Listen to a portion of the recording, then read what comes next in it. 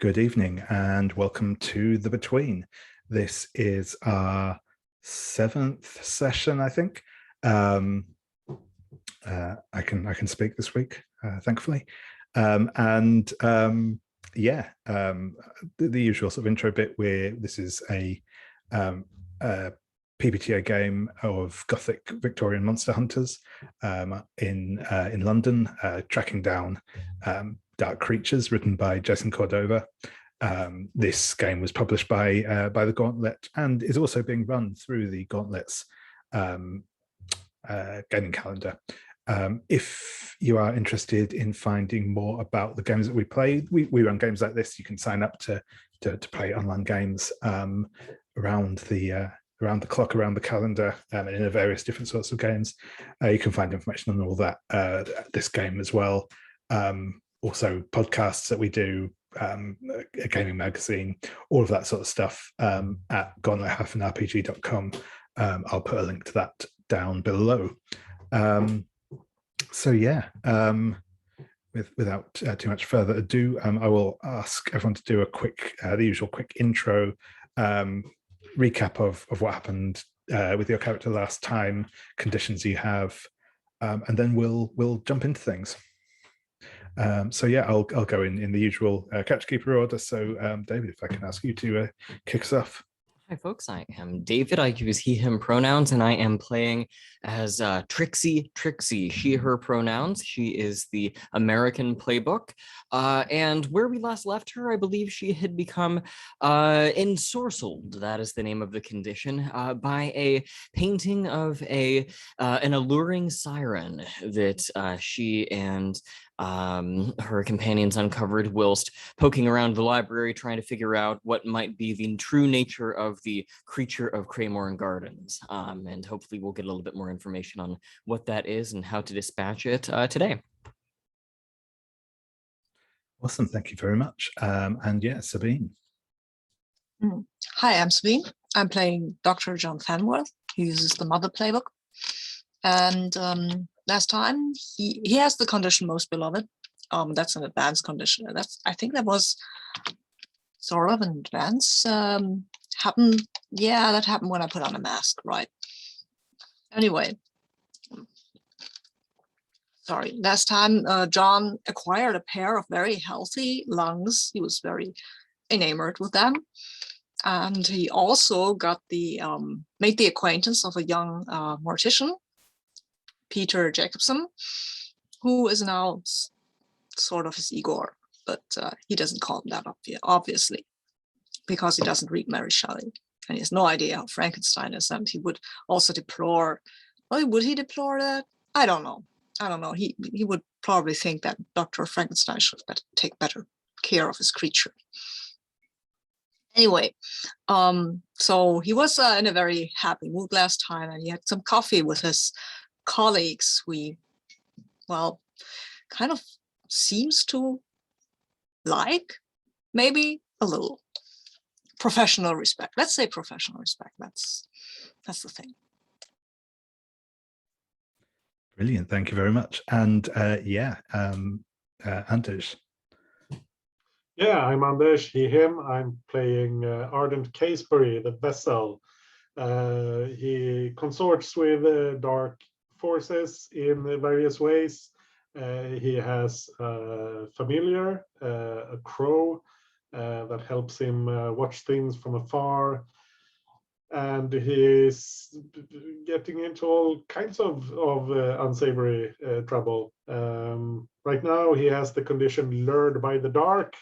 Lured, I'm not sure how to lured. He's the lured of the dark.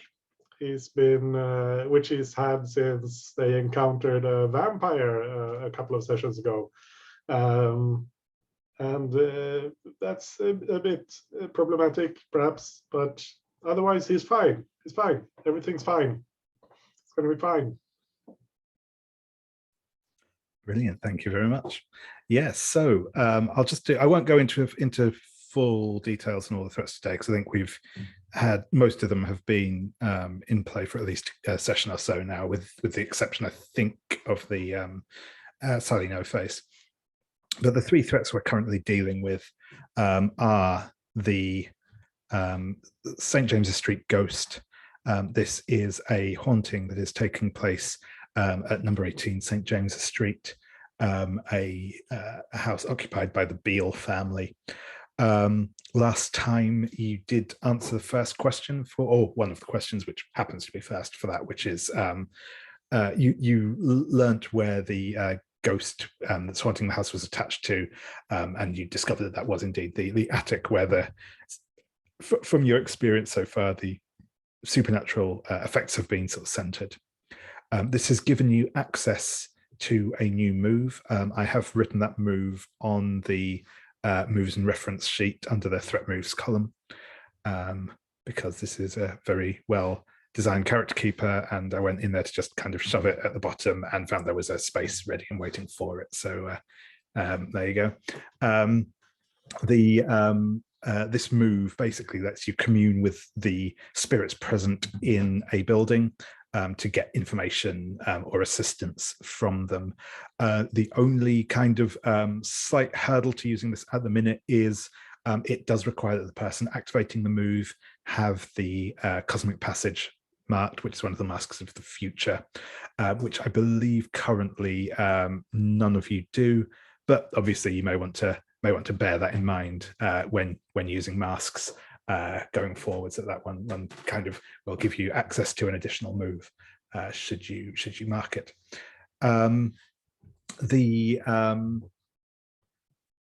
So yeah, that's what happened with the St. James Street ghost.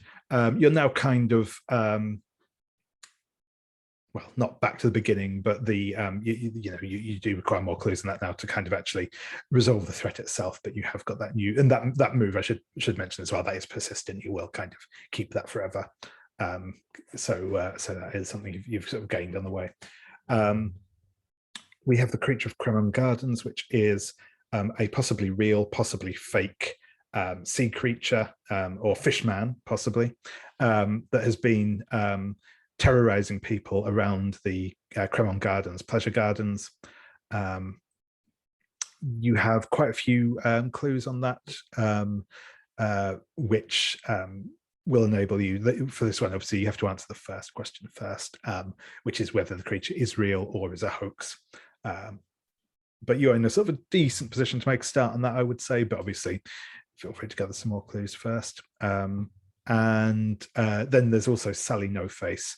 A string of people have been killed in Whitechapel, their faces surgically removed. It's being blamed on an old kind of nursery rhyme villain, Sally No Face, who allegedly has been stealing these people's faces. Whether that is true or not, whether there's something else going on, who is to say, but that's certainly what people think. And what is definitely true is that several people have wound up in the morgue. Dr. Fenworth did a little bit of investigating on this last time, doing an examination of Clara Yarborough, the most recent victim of the Sally No Face killer. So that's kind of where we're at with that one. What we're going to do today is we're going to go straight in with the night phase. I think we did all of the necessary setup on this last time. The only last thing I'll do is introducing the unseen before we get going on it. I'm probably going to do this a little differently today for a night scene, in that because this is what we're aiming for in this night scene is to go to this art exhibition at Cheyne Walk by Kremlin Gardens. That is certainly being attended by Lord Fauconberg, who is the mastermind of our current run. So because we've kind of got this event on, we'll probably spend a bit longer on the night phase than I would normally. We'll obviously as ever play it by ear, see how things are going. But the pacing of this will probably be a bit closer to kind of a normal day phase in tone, in that we'll have slightly more space for slightly longer scenes and stuff. I won't be like pushing things along forward quite as fast. However, we will still be acting under the night phase for purposes of moves and the like. And I will also probably still do a bit more hard framing than I might normally during the day phase. But like I said, we'll also just have that little bit more time. The unseen prompts will probably be a little bit more spaced out as well, just to cover the time. But like I said, again, we'll play that all by ear. So with all that said and done, the last thing I want to do is introduce the unseen we'll be using tonight, and then we'll get our kind of establishing shot of you all arriving at the art exhibition. So tonight, I think I picked this one last time, we will be on the London at Night tab, we'll be using the I think this one's down at the bottom. Yeah, that's right. It's down at the very bottom on the left-hand side. An evening promenade in Covent Garden. So, Covent Garden houses a large market, selling mostly fruit, vegetables, and fresh flowers, recently covered by a new market building. While most of the stalls have packed up by the time dusk falls, the area is still abuzz with visitors. Both the Royal Opera House and the Theatre Royal can be found here. And while it has cleaned up its image a little, it still has a reputation for hosting ladies of the evening. So this is where we'll be spending unseen for tonight. I have, again, portioned these out already, the questions for you if you want to sort of read ahead. First one is going to be a paint the scene question, so I'll ask that of everyone. And I'll ask that before we get going in the night phase. Second is for Sabine, the third for Anders, and the fourth for David. So that's kind of the order I will be calling on you to present your unseen interlude in. But I will start off with the paint the scene question. So, as crowds gather for the evening performances and market porters close down stalls, describe how this place is a crossroads for all strata of London society. So I'm going to start off. I'll start off with you, Anders, if that's okay. Yeah, I think there's one stall that's about to close down, but it's still open, where they're selling apples. And the last customers is one obviously very poor woman. She's in not quite ragged clothes, but very worn clothes that have been mended and that sort of thing. She's not quite gaunt, but it's clear she's not getting enough to eat. But she's buying herself an apple, and beside her is a couple where the woman is buying an apple, and she's in they're clearly very wealthy. She's in her beautiful evening dress, but she also wanted an apple, so they're standing there side by side, each buying the same thing, but from very different circumstances. Awesome, thank you very much. Yeah, and Sabine, the same question to you. What do we see that shows the sort of different social stratas of people crossing their paths here? I think for this we will follow this manservant of a higher society person. We start out with him fawning and bowing to his master, making sure everything is set just so. And of course, something goes wrong. And I think the walking cane of his master breaks. And the master is livid. He needs a walking cane to go to the opera. No self-respecting gentleman would ever go to the opera without a walking cane. So he stands up his poor servant, and that poor servant rushes off trying to find a walking cane. It's hard because the stalls are closing down, and he's running, and he's like accosting even people, trying to get a walking cane. He needs to get a walking cane. And finally, oddly enough, he finds a beggar who has a walking cane. Oddly, it's not very fancy, but it looks very sturdy, and it's made of wood. It is hand carved. Maybe the beggar has done it himself, and he offers the beggar a lot of money, and that beggar will give him, of course, the walking stick. And he needs a walking stick, but it doesn't have to be this one, right? If he has money, he can buy a better one. And the servant rushes off with his stick, and you can see in his face, like he's muttering where he got this stick and what the provenance of the stick is. And he gets back to his master, and he tells him that he got it actually from an old recluse, a hermit even. People say that the birds speak to him in the voice of singers. And his master looks at the stick and deems it acceptable after he saw the story. And then he walks off to the opera, and the servant kind of slumps and gets himself an apple. Excellent. Thank you very much. Yeah, and lastly, David, that same question again for yourself. I think for me, I envision the different types of performers that are out and about around the opera and the theater. I think that on the exterior of all these buildings, you have basically buskers and street performers, people of seemingly lower class, but they're also bumping elbows basically with these trained classical opera singers. You have slapstick street farce alongside people working in tandem with the Royal Shakespeare Company. And the question of which audience members gravitate towards which performers, whether high or low art, has actually nothing to do with class. There are lots of people who are very high class and very wealthy who just love the stupid humor that the lower classes are throwing down in the alleyways, and vice versa, to the extent that they can sneak into the opera houses. So that's the kind of perspective that I'm getting at it from. That's lovely. Thank you very much. Awesome. So you will all be arriving at Cheyne Walk, which is, as I said, it's this street. It kind of faces, it's like houses on one side, riverfront on the other, trees sort of growing down in front of the river, quite picturesque. The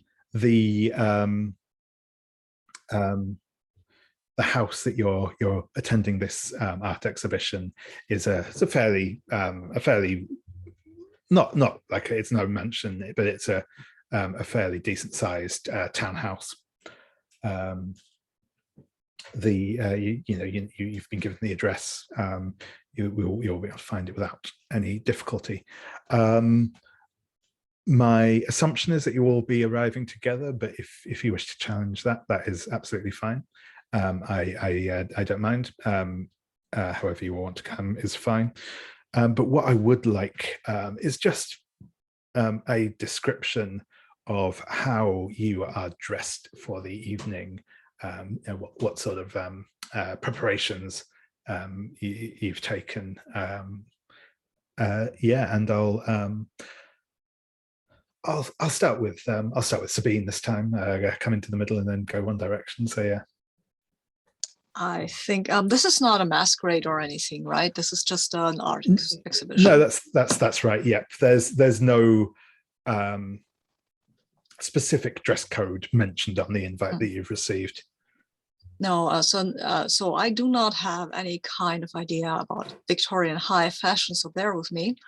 Dr. Fenworth is dressed well. He is dressed as well as expected, maybe a bit on the conservative side even, but he has a very, let me check. I have to check because I confuse my characters right now.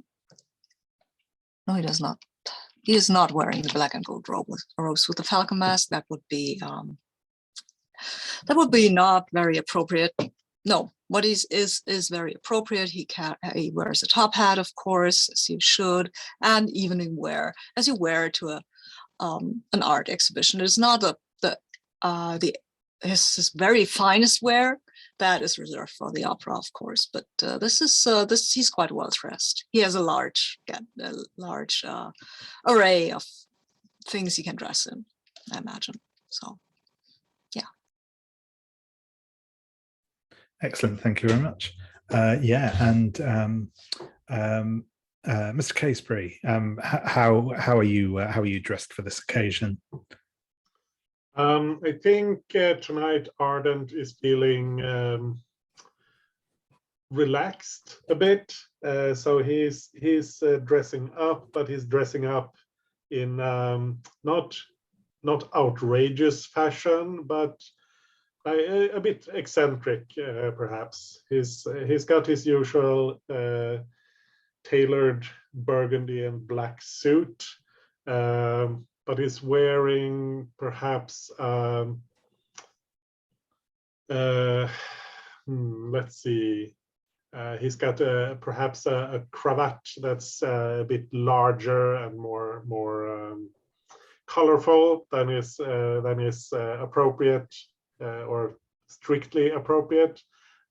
He's perhaps got a hat that's a bit out of fashion. He's not wearing the formal appropriate hat, but he's still wearing a hat. And I think he's got his gloves with a silver thread patterns, and he's showing them off a bit. And some kind of shoes that would also be not what you'd wear to this kind of thing. I'm not sure what, but something that's a bit flashy, like I think you understand what I'm going for, the general look anyway. Absolutely. Yeah, sort of quite fashion forward sort of thing. Like maybe he's on the forefront of fashion, and maybe he's just a bit weird. It's a bit unclear. Only the people who really are on the forefront of fashion would be able to tell, I guess. Absolutely. Yeah, perfect. Thank you very much. And last but not least, Trixie, how are you dressed this evening? I would describe it as cowboy elegance. It's this like long leather duster, but not the one that I have spattered with blood from vampires and things like that. Like, this is my nice one. And I think that it has these very thin, long strips of leather fringing down between the elbow and the wrist. It is sort of studded and ornamented in various areas with turquoise and lapis lazuli and other sorts of blue accentuated, I guess you wouldn't call them gemstones necessarily, but something to that effect.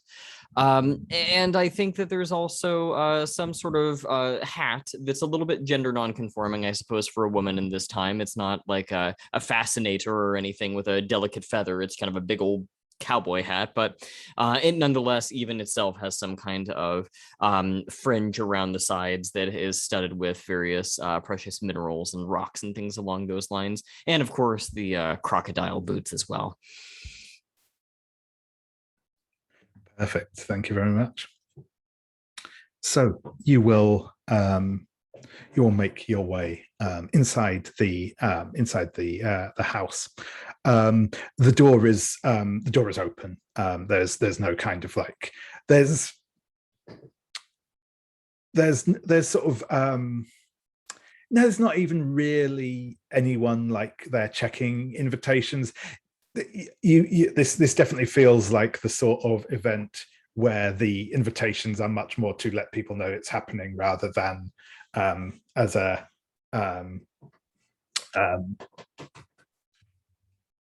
ticket of entry, as it were. There is probably the sound inside of someone playing a piano.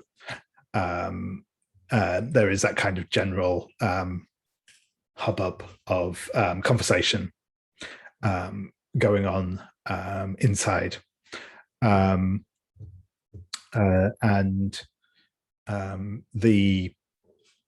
As you sort of enter the house, it's clear this is a house. It's a bit like the sort of like 18 St James's Street. You're sort of familiar with visiting recently. Though it's probably a bit bigger than that. It's probably a few more rooms, maybe an extra story on the house. It is bigger than that, but you can tell even as you enter and sort of enter into the hallway. While this is kind of a large house, it's clearly a house that is being like lived in by a number of people. It's being lived in more like apartments than a sort of a grand house, as it were. There are probably even down on the ground floor. One or two of the rooms probably have like a bed that has been pushed up to the side of the wall, but it's maybe like covered with cushions or something to sit on at the minute. But it's clearly someone sleeps here normally. Likewise, the decoration in here is a little that mix between stuff that's just looks a bit old and dated, and stuff where people have just put some bits and pieces up and around. Nothing quite matches. And there are a number of paintings on display, even as you come in down the hallway. Some of them are framed, more are just kind of still on propped up on easels, still just sort of on the original canvas. Well, obviously on the original canvas, but on the painted canvas. There is a number of people milling around inside.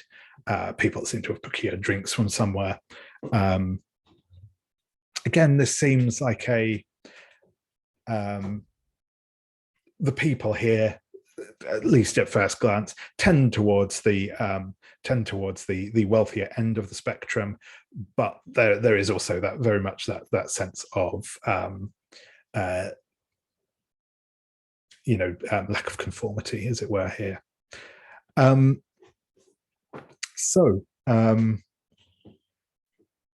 just want to ask at first, does anyone have like a specific thing in mind that they want to try and find here, or someone they're looking for here? Or are you just planning to like mingle at first and see what develops? Trixie, I'll ask you first this time. Yeah, I think that, and I don't mean to thrust a whole bunch of improv onto you, but I was trying to see maybe a couple of things. I could see myself going the direction of trying to track down the Earl of Fauconberg, since he said he was more or less hosting this thing. I could also see myself trying to find someone who either has painted or created some work of art relating to sirens, or someone who might know of the artist of the painting that I had seen earlier in the day that I found so enrapturing. Someone who I would be looking for because I think it's just a cool painting, but maybe it could kind of sag and lead and weave back into the whole Kremlin Gardens thing. I mean, for all we know, this creature is a hoax, and the hoaxee is right here, but beneath our very noses. That kind of thing. Perfect. No, that sounds great. Thank you very much. I will bear that in mind. Ardent, how about yourself? I think Ardent will be searching perhaps for someone who is also has occult interests. Maybe he'll talk to people. He's in a gregarious mood this evening, so he'll be happy to talk to anyone for a bit. But I think he's particularly interested in finding someone who's interested in conversing about occult matters or the supernatural in general. That sort of thing. Awesome. No, that's perfect. Thank you. Dr.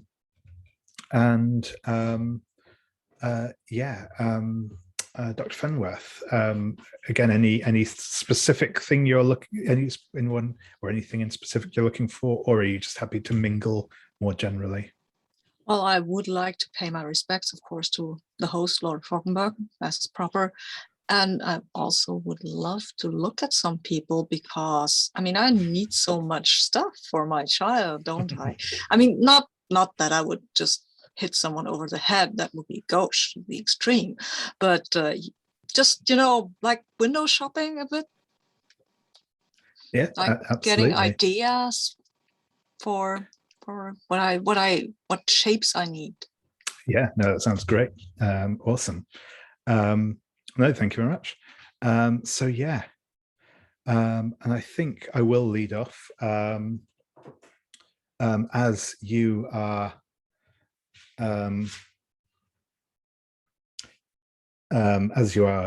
heading around, chatting with a couple of people, displaying their pictures.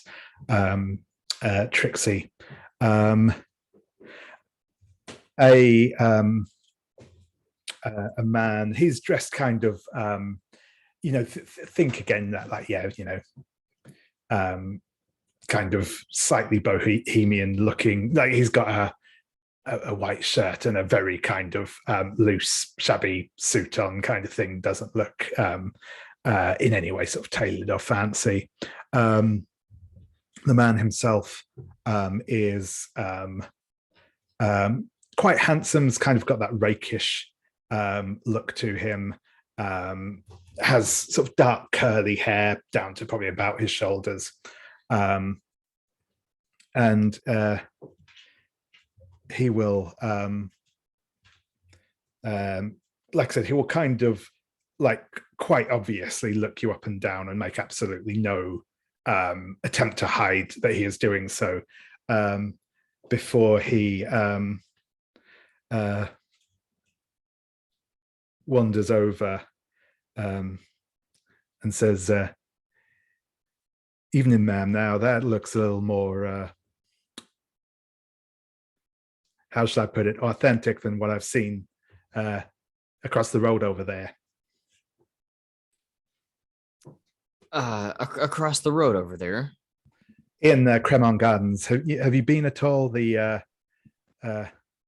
American Bowling Alley and all that? Oh, yes. I I've spent some time there now that they're open. I appreciate the compliment. This is a fashion of my own design. I like it quite a bit more than the superficial appearances that people try to keep up down over the gardens. Don't you agree? They're quite superficial, don't you think? In their own ways, but there's also a lot of life over there. I enjoy the place for all its failings, but name's Whistler, James Whistler, from Massachusetts, by way of the world. So it's nice to see a friendly, no, not friendly face, I won't say. It was nice to see someone from the old country over here. I was gonna say your accent. I was gonna say that ain't no London accent that I've ever heard before. Pleasure to meet you, Whistler. Trixie's the name. Trixie. You something of an art connoisseur? I'm a painter. Connoisseurs tend to have more money. I can relate to that. Performer, guided by their own heart, but without any money to back it up. Well, what brings you here? You got anything that you're showing off? I'm actually staying around staying here in this house at the minute while I'm here in London. But yeah, I'm happy to show you my some of my pieces if you'd like to come with me. I can maybe fix you up a drink as well. I'd be honored. Say, you wouldn't happen to have heard anything about any kinds of strange goings on out in those gardens, long as you mentioned them? Here, there's been some strange gossip going around about an assailant or something to that effect. Yeah, I have heard that there might be some kind of creature out there in the or at least someone who's causing trouble to the place. Personally, I think it's more likely to be something that the Simpsons have cooked up to try and drum up a bit of trade, but it certainly made the place a little more exciting.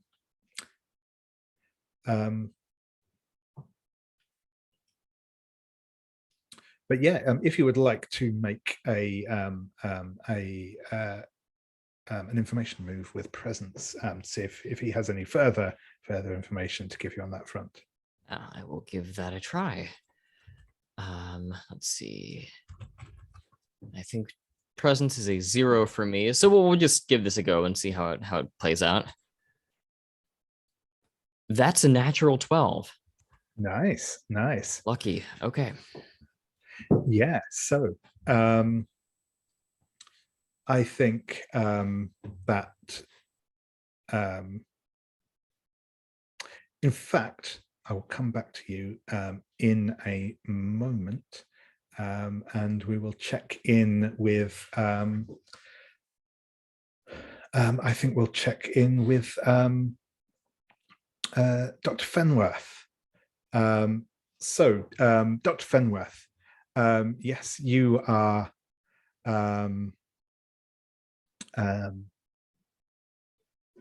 kind of generally mingling in the crowd. As I said, the kind of there is a bit of a bohemian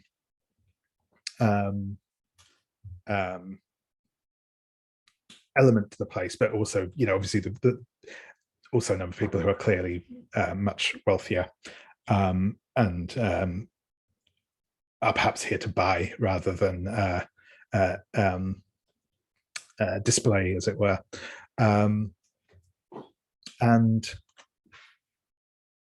Yeah, you will see essentially there's a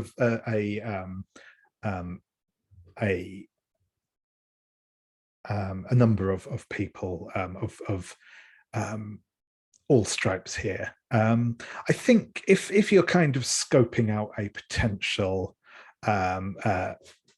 donor here, shall we say, is there a particular part that you are looking for?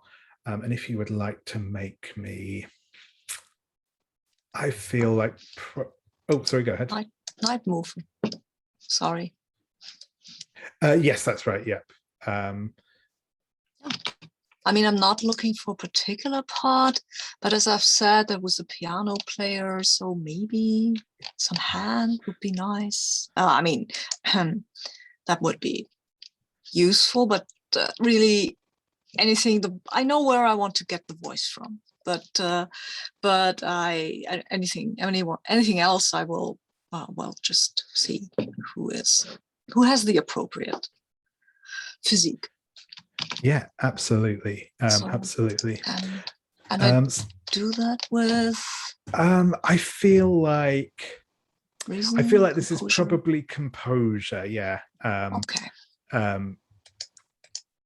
Yeah. And what are you afraid will happen if this goes wrong?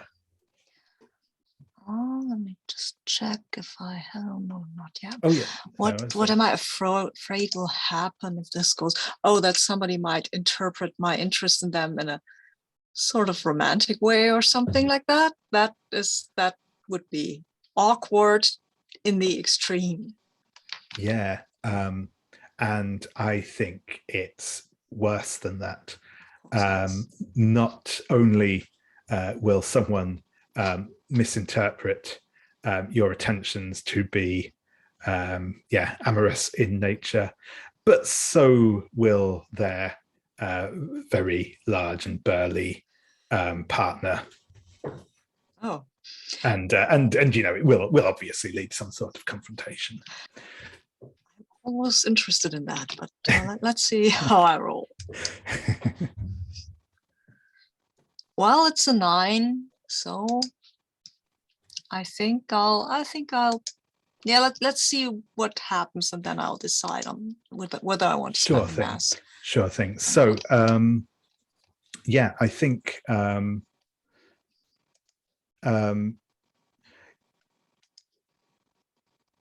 yeah, I think that's it. And it's not a it is not a no, I think actually, yeah, that's what I will go with. You you do see the there is a young man playing the piano. He is clearly very, very skilled.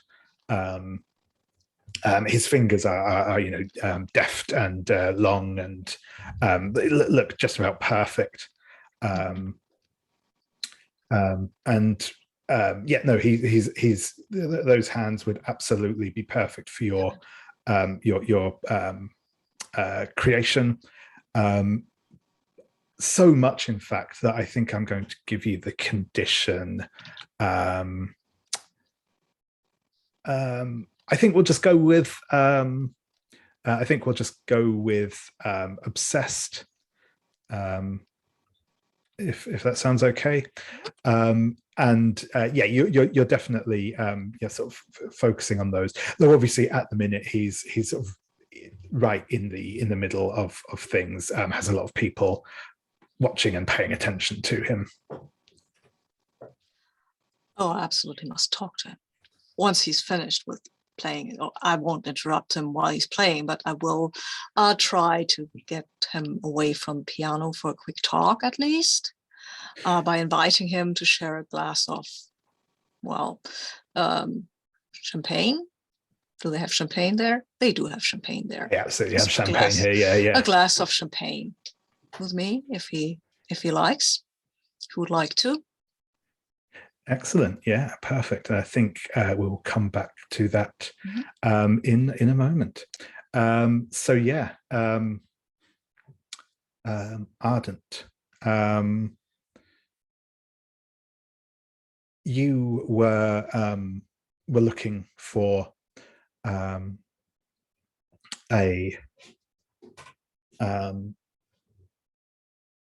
someone with an interest in the occult, and I think you will. You kind of move through a few different conversations, going backwards and forwards through the and up and down the stairs. As I said, this is one of those sort of parties that's like spilled into most rooms in the house, even the ones that I said, which is most of them that I usually used as bedrooms. There's paintings everywhere. There's drinks everywhere, and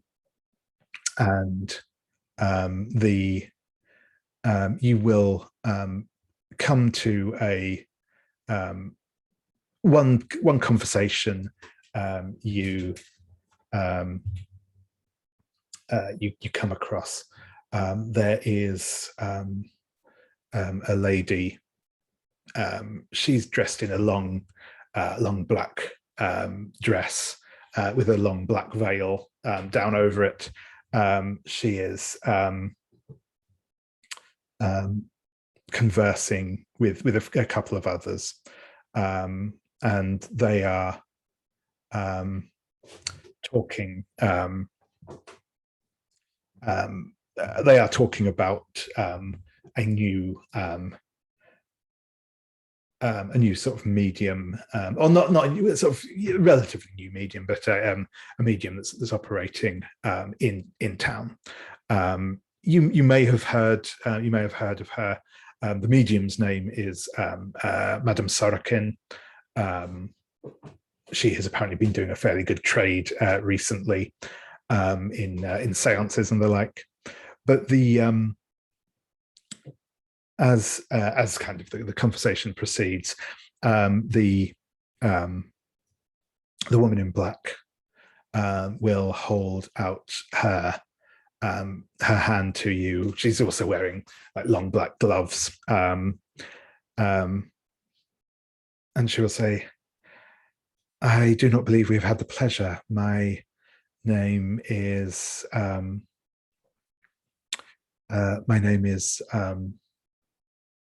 Alessandra. You can call me. Oh, a pleasure to meet you, Alessandra. Ardent. A pleasure. And what brings you to this little soiree this evening? Oh, I'm accompanying some of my friends, colleagues.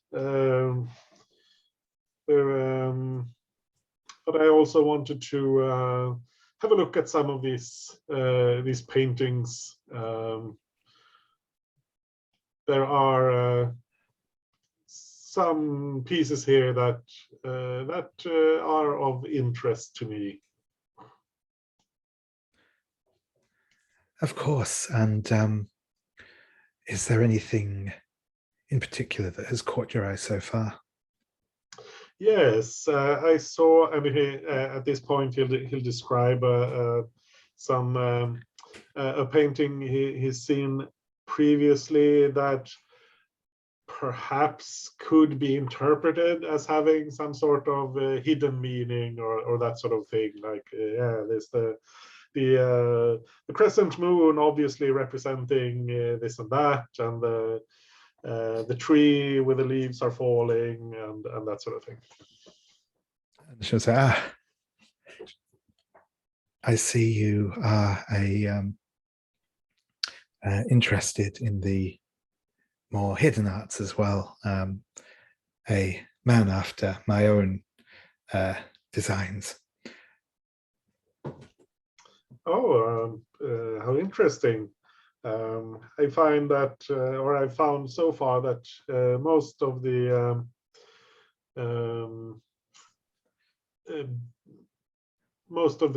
visitors here are less refined in their interests and merely look at the paint and not the meaning behind it. Indeed, these sorts of events are always full of tourists, but I am, as I say, it is always good to meet someone who has a deeper understanding of these things. Perhaps we might take a walk together. I would enjoy that very much. Excellent. So I think we will take a quick break there. About 5 minutes, come back about 35 past, and then we will pick things up again. I will see you all in a moment.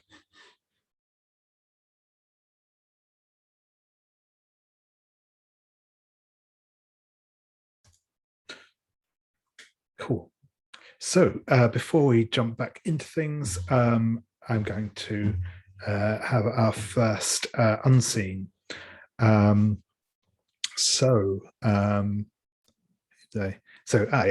Sabine, this one is for you.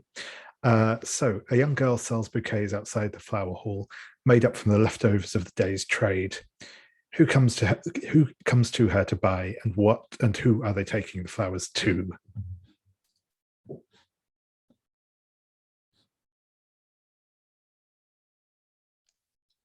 I think who comes to her is a young bohemian artist sort of person.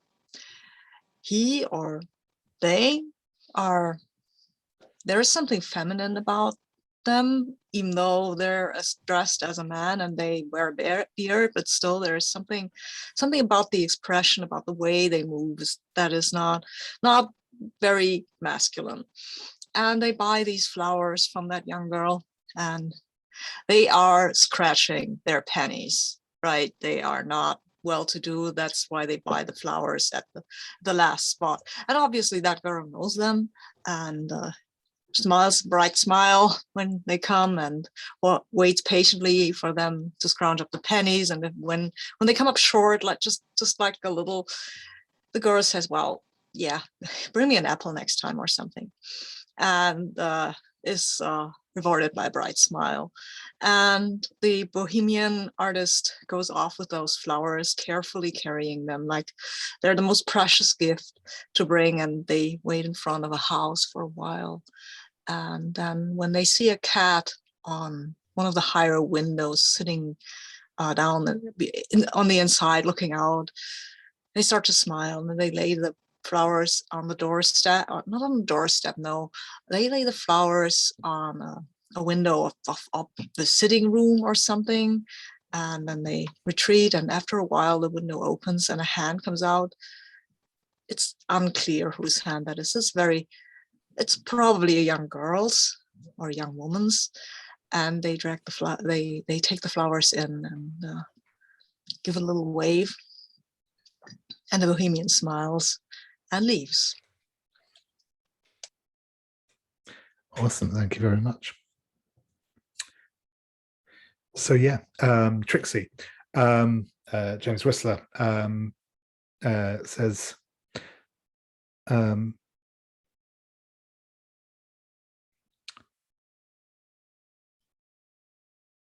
yeah, talking of fishmen and all that, though, I've got a little something. If you'd like to come up to my room with me, and he grins and says, "And that's not just a line." Well, wouldn't be the first time I've had such a proposal, but never have fishmen been incorporated into it. Very well, I'll take a look at what you've put together. Yeah, and he will lead you up to his rooms, which are up on one of the higher floors. As it's slightly more sparsely populated up here with party goers, and he will.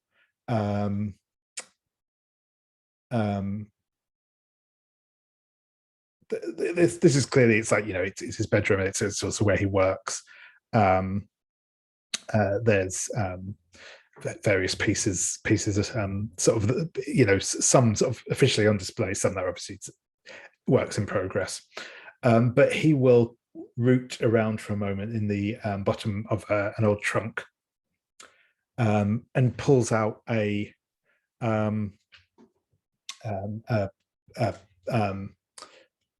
well-worn piece of driftwood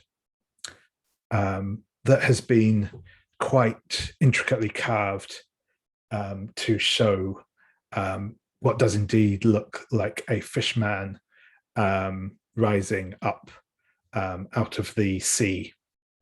And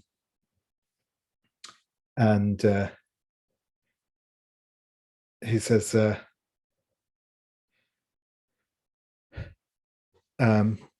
what do you think of that? I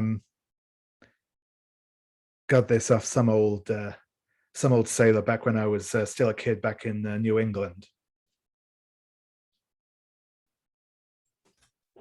Out of character, does this fishman look at all like the siren that I've seen prior, or is it quite a different interpretation on it? There's definitely a similarity between the two. Yeah, there's definitely a similarity between the two. It's not identical, but it's broad similarities. You ever heard tell of any of these things singing? The old stories, sure. Old sea hands would always talk of mermaids and sirens and such, like drawing sailors off into the waters and the like. I guess it's that kind of thing. It's I don't know why I keep the thing around with me. It's just something I've always had, but it's funny coming halfway across the world with it and find the stories of fishermen here as well. That's the big rumor rolling around those gardens. Fish people singing. slashing at people when they're walking around minding their own business, and here you are with a piece of driftwood. It's got the very rendering of the thing on it. Well,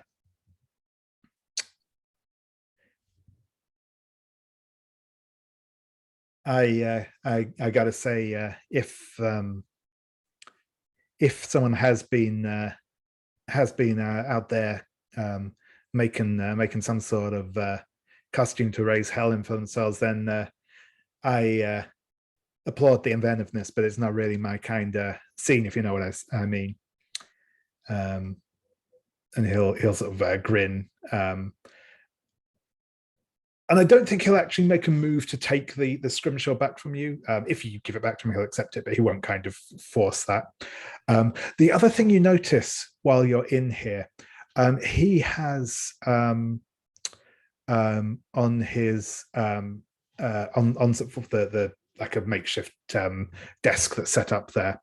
There is quite an expensive looking big like portfolio case, and inside it are like semi-architectural drawings, more almost like concept art than actual, detailed plans kind of thing, of like big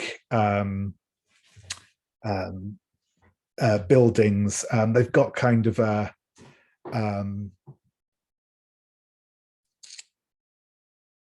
they look like in some ways like nothing you've really seen before, but you can tell they've got that kind of grandeur of a sort of like castles or palaces or that sort of thing to them. And there's sort of various designs, but they're all kind of very lots of like sweeping curves and tall, impressive buildings, and lots of like shades of like gold and bright light on them, sort of thing, which you see in there.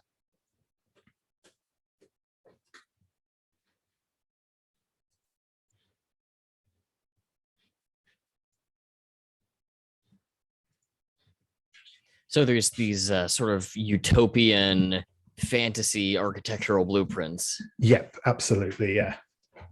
I'll take a quick glance at those, kind of looking up from the piece of scrimshaw. You think of yourself as much of an architect, Whistler?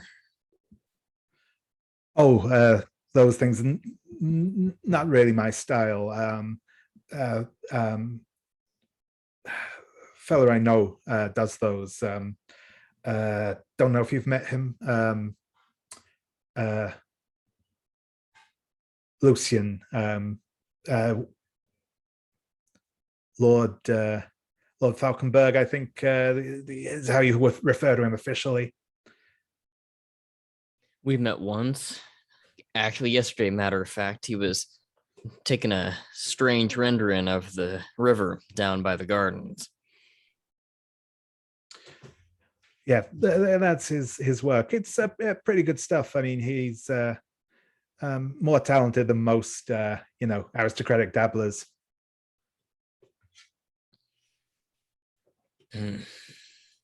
You think of yourself as friends with him? Friends, in the general sense, yeah. I mean, we ain't exactly bosom buddies or nothing like that. I mean, he's still has he's not as snobby as some, but still, yeah, you know how these aristocratic types are like. Of course, yeah, they're bumping elbows with everybody, aren't they? Say, you don't mind if I take an etching or a little sketch of this piece of scrimshaw, do you? It's quite an interesting piece, and I'd hate to take it off your hands altogether given the sentimental value it holds, but any kind of strange sort of folk art that I can find, well, if you can't tell looking at me and I kind of motion to all the strange pseudo-Western stuff that I'm wearing, well, it's all of certain interest. Oh, of course. Yeah, and he actually like spends a few moments like scrabbling around through various piles of stuff and actually pulls out a proper like piece of like onion paper for you. Much obliged. I'll be out of your hair shortly if you wouldn't care to go downstairs and get a drink. I was thinking of introducing you to a couple of my companions. Matter of fact, you seem like a pretty swell man. Hey, sure thing. I'll see if I can find us something worth drinking in this place. Appreciate you. And I think that if I can get a once he's kind of out of the way, I'll and I don't know if this necessarily calls for a move or anything, but I will say that at least in terms of the story, I'm going to hold the piece of scrimshaw up to my nose and take just this extremely deep whiff of it to see if I can get any kind of scent off of it or anything that can maybe come up later. And I'll be like, I recognize that smell. Just something to tie it to my memory. Yeah, absolutely. That sounds I think we'll go for we'll call that another information move, actually. And I think you can make that with vitality because it is kind of coming off of your natural drawing into your your bestial nature, as it were. Okay. Now, if I recall correctly, I've got, because I'm thinking of that quickening move and I forget from last time. I think I 10 plussed it.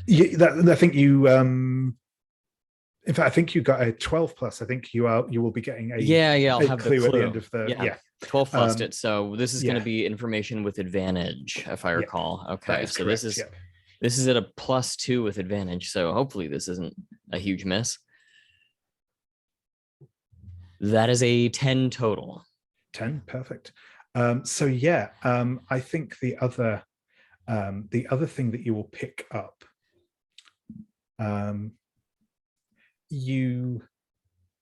as you're scenting this this piece of scrimshaw, it's got that like woody but old wood scent to it, but with a kind of still that lingering bit of like scent of salt embedded into it. But you can also smell like it almost smells like cod liver oil, almost like impregnating this piece of wood, which is unusual for even for something that's like come from the sea. So for something that's like not obviously not been in the sea for decades is strange. That's definitely, you know, tickling that kind of that suspicious part of your brain, as it were. Sure. And would it be too aggressive to use a mask here to bump that to a 12 plus so we can pull a second mastermind clue? If you want to, that's absolutely fine. Obviously, you know, it's your choice, but yeah, you're more than willing to do so if you wish. I'll go ahead with it then, just cool. just to plow things along here. I'll just mark one of my masks of the past and spend some downtime figuring out what I want to do for the flashback. Sure, yeah. Cool. So the other thing that you will discover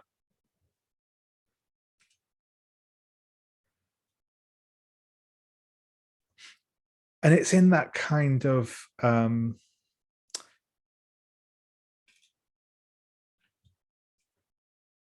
as you look, you kind of glance through as you're coming out. I think there's just that moment where you kind of have a quick flick through these drawings in the portfolio case, and as I said, it's mostly these like I said, almost fantastical utopian buildings, but under a few of these sketches you find a very like a sort of like ordnance survey style kind of the official map of London, but it has lots of strange lines drawn all over it that kind of some of them kind of spiral in from the outside. They kind of weave over each other, and cross over in different points, and they sort of form little nexuses, which there's not really any like writing on it as such, but just like very, very like light annotations of that don't really mean much out of context. But these look like they clearly don't correspond to any anything that makes sense to you. There's some kind of relation to between them and things like some of the bigger, older roads, some of the rivers and stuff like this.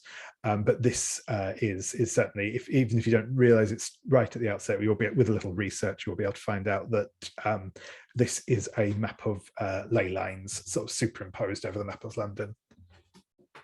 Got it. Okay, I'll put that down as well. Thank you.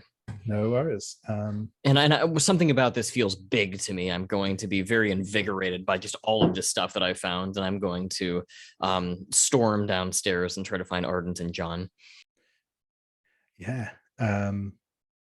Excellent. So I think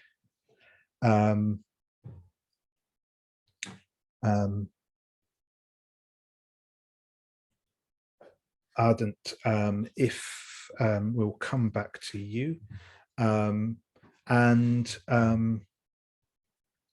yeah. So as I said,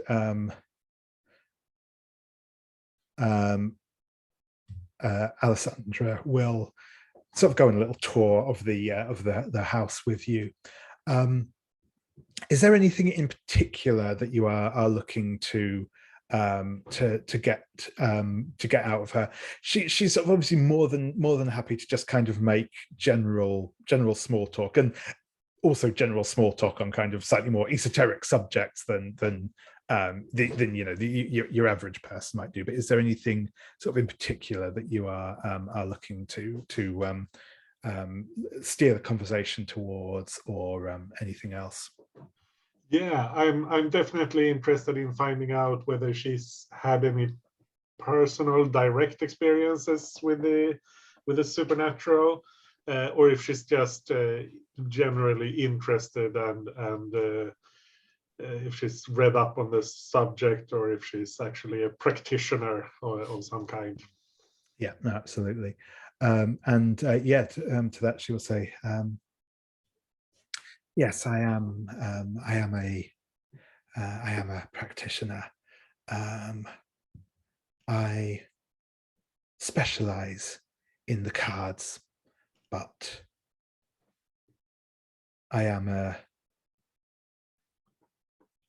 have had contact with the spirits before, and I have studied much more as well.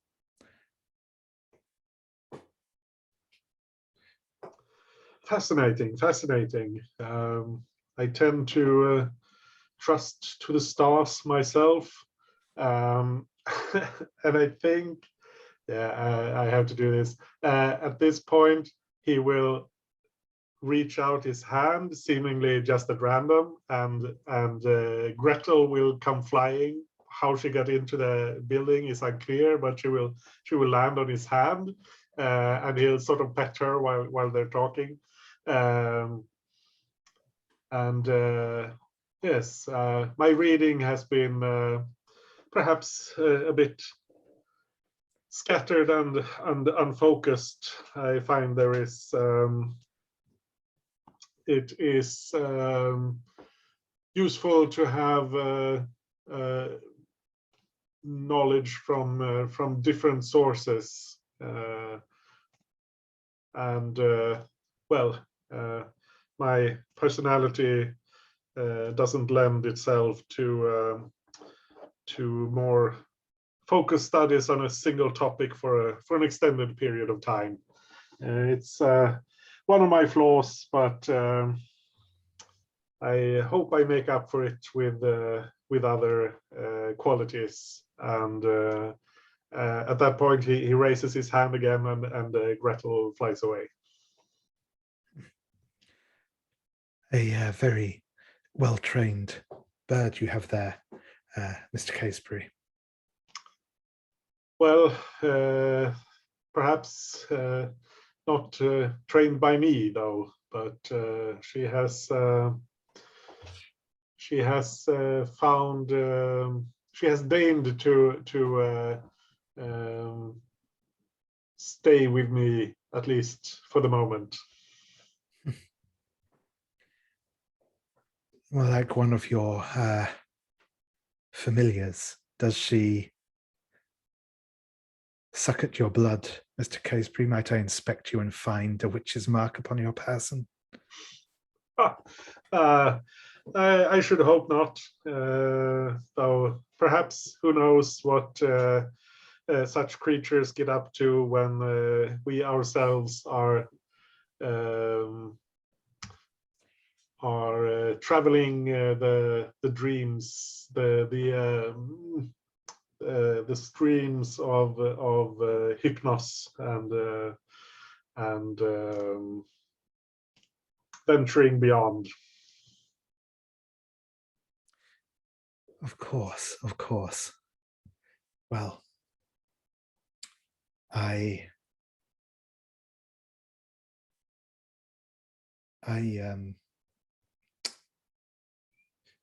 hope you have a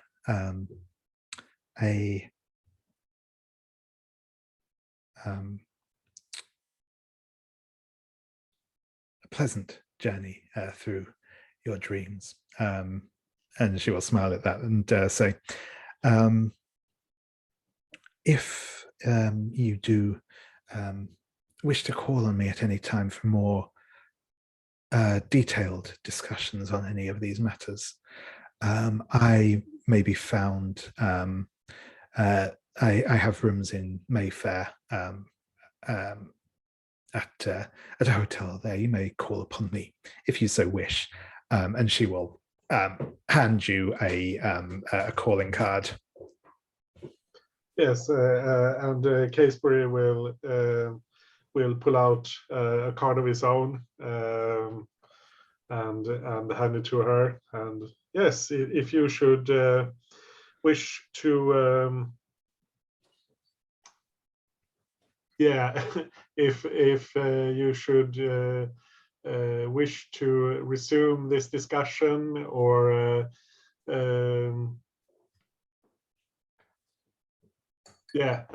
perform a mutual search for such marks as you mentioned before, then you can find me at this address. And she will take the card, and you can kind of see her obviously making note of it. It's one of those, it's a kind of lacy veil she's wearing, and you do perhaps just see that like slight quirk of an eyebrow as she reads the address and slips the card into her bag. But yeah, she said, well, Mr. Casebury, I hope you find what you are looking for this evening. I believe I already have, but I wish you the same luck. Thank you, Mr. Casebury. Indeed. Well, good hunting to us both. And she will kind of drop a slight curtsy and then sort of, just sort of move off into the crowd. Yeah, Ardent will watch her for a moment and then smile to himself and start looking for the others at this point. I think try to figure out what they're up to. Excellent.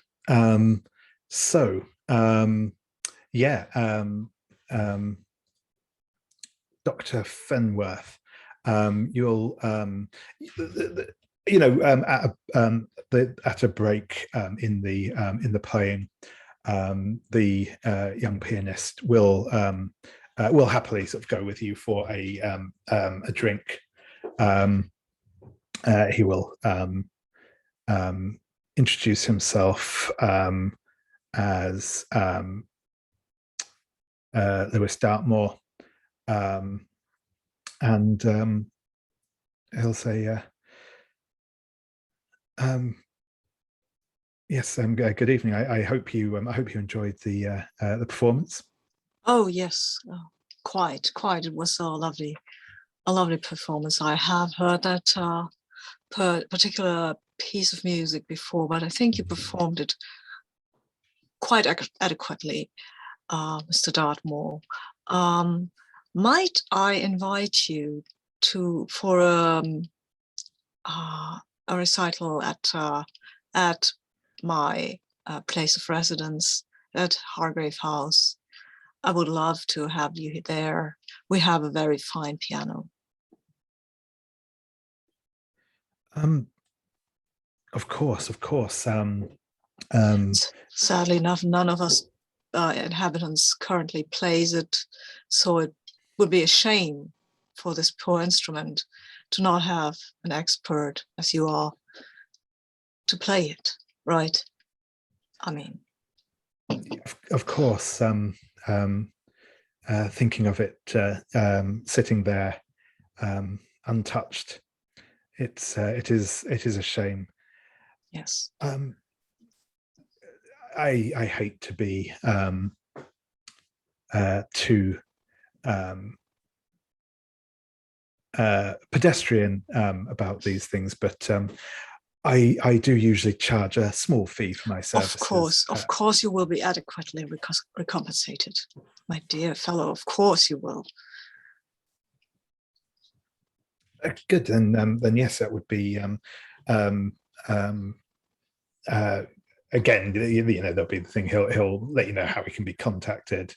Yes, I will just give him my card and tell him at his earliest convenience. Yeah, perfect. And I think he will be quite happy to do so. And when he leaves, I will tell the nearest person who probably was not involved in the conversation and is not at all interested in my opinion. I will just tell them he really stumbled on the third move. How could he, with beautiful hands like these? How could he ruin this? And the person you're speaking to will say, yes, it's one can't expect too much from the entertainments at a place like this, but these are the very thing to be seen at these days, don't you know? The woman that sort of turned to speak to you is kind of quite tall, quite statuesque. She's wearing a very expensive and well-tailored dress. And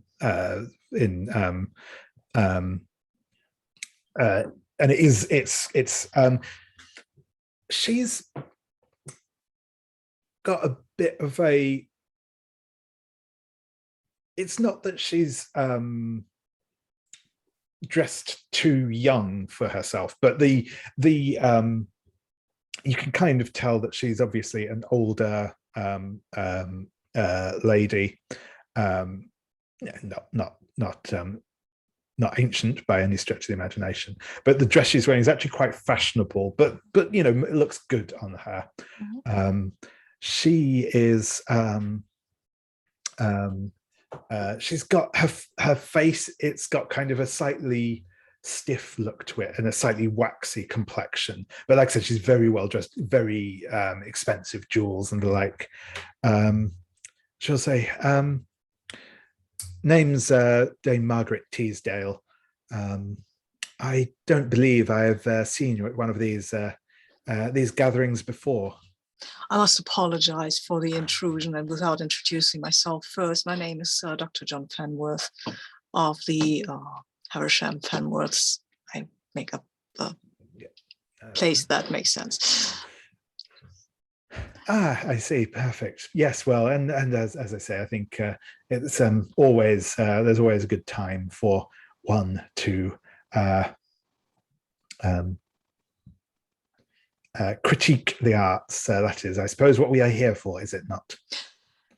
Too true. Very, very true. Yes, it is.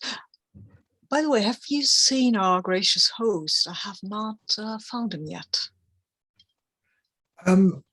I've not seen him myself yet either. I'm sure he's around somewhere, but if you do see him, pass on my best to the boy. I will do so. Is my lady appropriate? I will use the appropriate moniker. Yeah. So, yes. And I hope that we will meet again, maybe later in the evening, to talk some more about the arts. Indeed. Well, I suppose I had better go and buy something just to show Willing, and she'll kind of sweep off. Cool. So I think we'll have our next little on-scene moment. Next, Anders, what scenes of high drama do we see play out on the stage of the Royal Opera House, and how do we see these same tragedies and romances play out on the street outside? Yeah, I think is currently on stage. There's a scene where a pair of young men are, or a pair of men at least, are competing for the affection of the leading lady. So I assume it's the tenor and whatever who's playing the, I think it's the basso or something. Who's I used to know some of these terms, but yeah, I shouldn't try. Courting the soprano, and they're like taking turns declaring their affection and holding forth on their many great qualities, and then they're interrupted by an older woman, I think, who opens a window and tells them to stop making noise in the out in the street. And then out on the actual street, we see a couple of drunk men, not like falling down drunk, but well into their cups, who are bantering with one of the ladies of the evening, who is outside, and they're very friendly. They're all very crude and but they're not accosting her. They're just they're bantering a bit. And then a window flies open, and a similar older lady yells at them to keep quiet and not disturb the people who are trying to sleep. Brilliant, thank you very much. So I think broadly speaking, everyone was kind of looking to converge mostly. So I think this is probably going to be one of those moments in the party where you all just kind of I was going to say osmosis, but that's not the word I mean. But anyway, when you all kind of just like find yourself in the same room at the same time. So I will give you all a minute to have whatever conversations you wish to have amongst yourselves.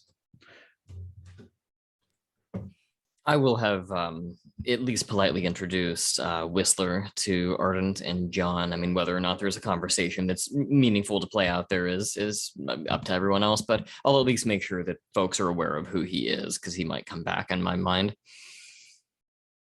But otherwise, I am going to be probably three drinks in at this point. We're nearing the point of moving past polite party behavior and into capital P party behavior. I would inquire of everyone if they have had yet sighted Lord Fauconberg, because I am interested in meeting him again, as I said. No, not yet. I've been distracted by the art and the company. Yes, it is a very distracting place. I met a young musician. I hope you don't mind. I invited him to Hargrave House to play a bit for us. He has the most lovely hands I've ever seen. But that is neither here nor there. Oh, of course. I feel that our piano could use a bit of exercise. I'll lean rather heavily on Ardent. Now, you want to talk about art. You have got to see the crazy stuff that's going on up in my new best friend Whistler's room. Fauconberg, he's got some sketches or something up there. Get this, he's not an impressionist, really. I mean, he can do it, but he's like an architect, really. He has this or a cartographer or a map maker, whatever you call it. He puts together the weirdest stuff. You'll have to come up and see it with me if you feel like it. It's really interesting. Oh, absolutely. I'd be fascinated to see whatever this is. And I don't think that's actually quite truthful, because Ardent has noticed that Trixie is a bit drunk. So he's probably, I don't know what this is. Maybe she'll lose interest in and start talking about something else in a while. But he'll humor her for the moment. I will come with you if it's appropriate, Mr. Whistler. I understand these are your quarters. Of course, by all means, if you want to take a look. I mean, I suppose it's technically not on display as such, but I'm sure Lord Fauconberg wouldn't take too unkindly to it. He wouldn't have sent me those. He wouldn't have let me see those paintings if they were anything too secret, or I don't think. And lead the way, Mr. Whistler. Thank you for your accommodation. Yeah, and I think it's as you're about to head up that you actually see Lord Fauconberg coming towards you, and he will see the three of you and Whistler, and smile and say, how lovely to see you again. Trixie, Dr. Fenworth, and Mr. Casebury, I don't believe we've had the pleasure. No,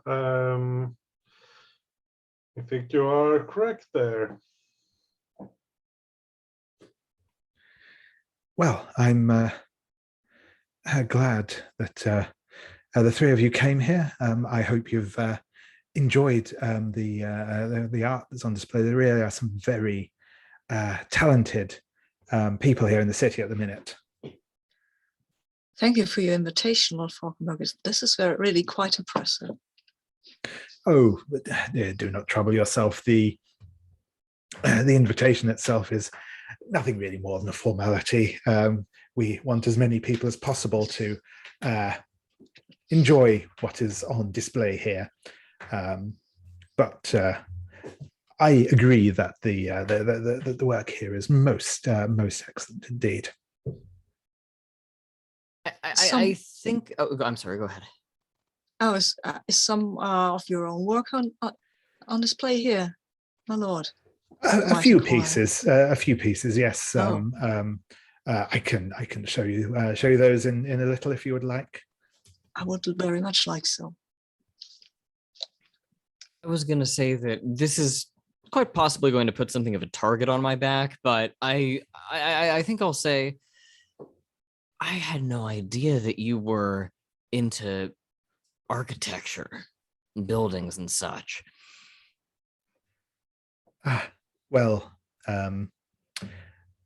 Trixie, I can assure you, when one has as much free time as I do, one finds oneself into all manner of things. I know a thing or two about having quite a lot of downtime myself back in my days out west, but I have to say I've never seen such fantastic. It's like something out of a dream. The things you're sketching up. Well, certainly some of my my inspiration does come from the things I see, from the things I dream when I'm asleep, or half awake, however you want to put it. I think it's important that one has a dream, and where possible, that one follows it. I think out of character, I'm fine. I'm making it clear that I find him dangerous yet alluring, and I also am kind of making it clear to him that I've seen this stuff that he's got off in the back that wasn't really intended for public display. Like I may have found out some things that he would rather people not know, or maybe he doesn't care. I have no idea, but that's kind of the risk that I'm taking here by sort of buzzedly poring over how brilliant I think he is. Yeah, no, that's brilliant, and I think you can kind of I think you can kind of see that look in his eye that is, or likewise sort of part way between like he's clearly enjoying himself, but there's also that just like hint of a challenge in his eyes as well.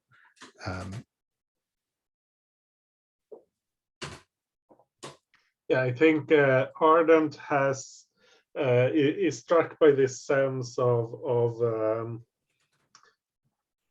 of imminent threat, and he's from his previously very expansive and gregarious mood. He's now he's trying to still play that role, but now he's scared. I think he's afraid of this person, and he is trying to keep him in view, so that he like you would watch a dangerous animal,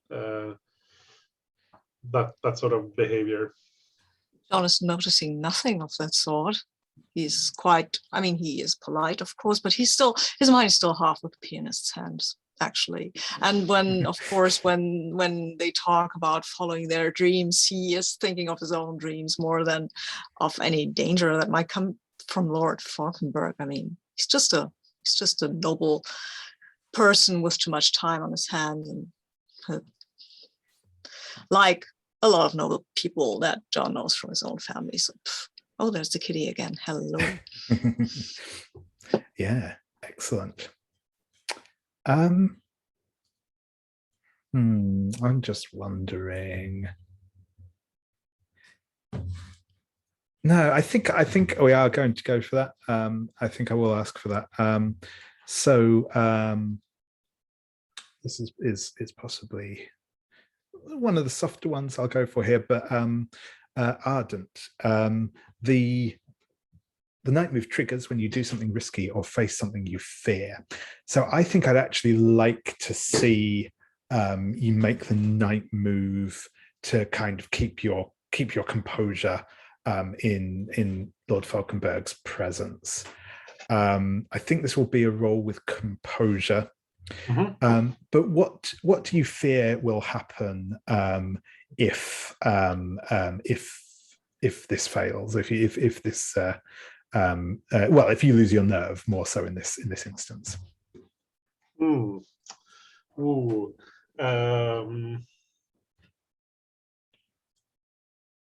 I think what he fears is that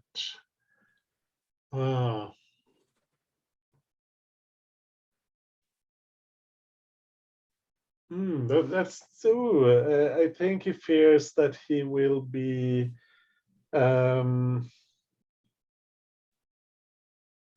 discovered in some sense, that he will be that. I'm sorry, I lost his name. Lord Fauconberg. Lord Fauconberg. That Lord Fauconberg will like see through him and know his weaknesses. I think that's what he's worried about, giving away his weaknesses. Yeah, absolutely. That is cool. I think what's worse than that is that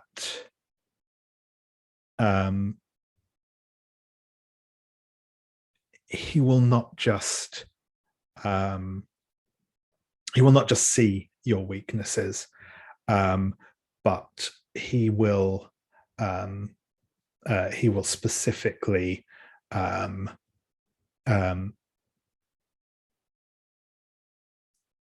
essentially send Alessandra to destroy you. Not immediately. This won't be a kind of like immediate like an immediate thing that happens here and now. But that it will set that in motion essentially. Yeah, I like that. So let's hope I roll badly then. I'll use my handy dandy dice cam. Let's see if this works today. Ooh, that's a fantastic roll. That's a 5, and I have a 0 in composure. So that's terrible. Yeah. So I think as sort of Lord Fauconberg is continuing this conversation with everyone else, he does that thing of never really addressing you, Casebury, almost like he doesn't really, almost like you don't really warrant his attention. Is that almost sort of dismissive air, but every now and then his eyes just flick onto yours, and you can just see that like steely, like you can see like even though it seems there's just these sort of even though he's very personable, very charming, you just get these occasional glimpses of like utter coldness behind those eyes. And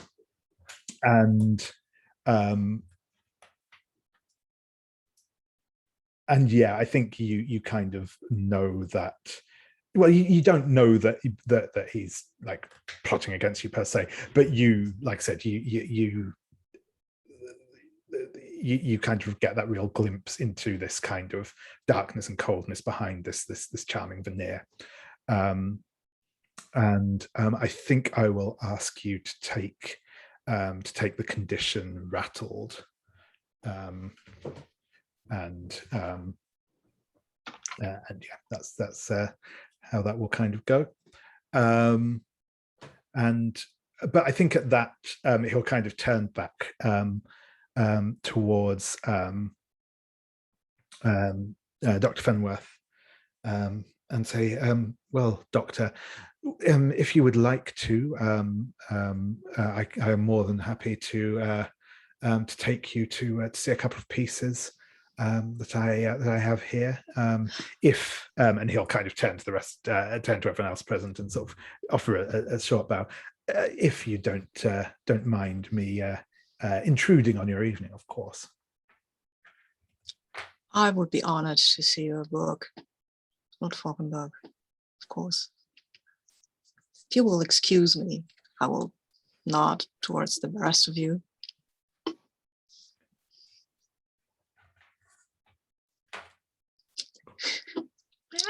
That works for me. Yeah, I feel the urge to apologize for some reason, but anyway, no, that sounds good. That sounds good to me, Dr. That's perfect advertisement for this video. Watch us play in the between and watch David's cat be very affectionate. Exactly. Awesome. Cool. And I think actually we've just hit past. We'll take another quick break there. Okay. And see you all back in, about 5 minutes, give or take, making tea. Awesome. Yeah. So before we get into our last hour, we will have our final unseen.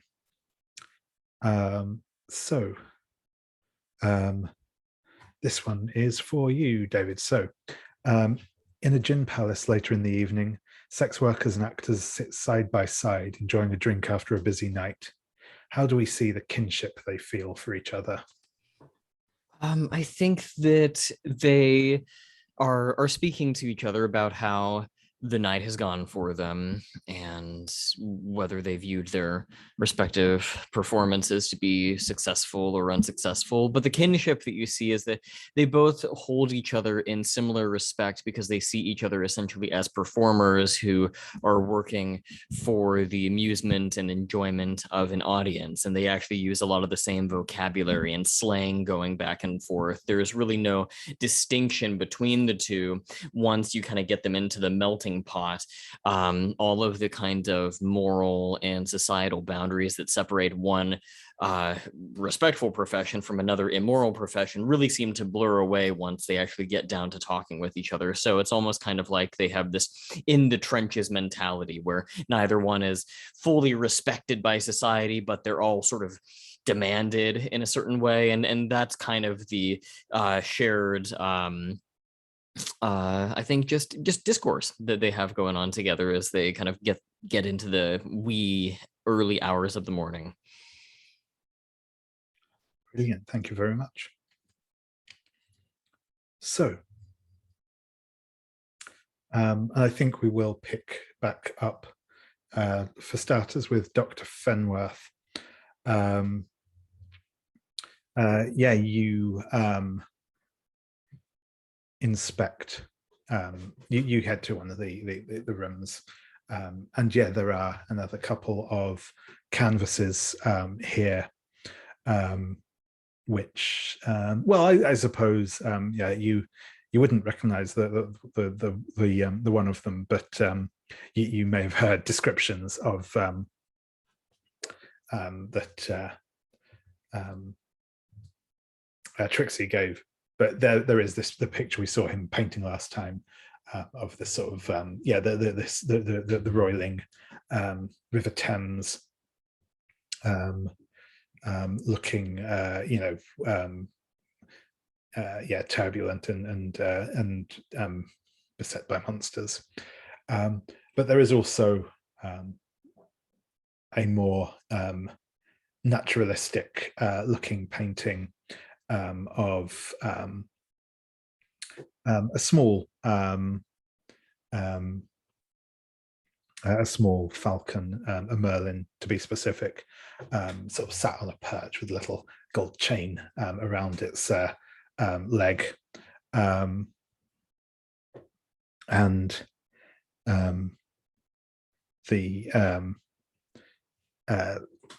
Lord Fauconberg will just say, these are as I say, a couple of pieces of mine. I don't like to overdo it here. I like to see a wide variety of work on offer, but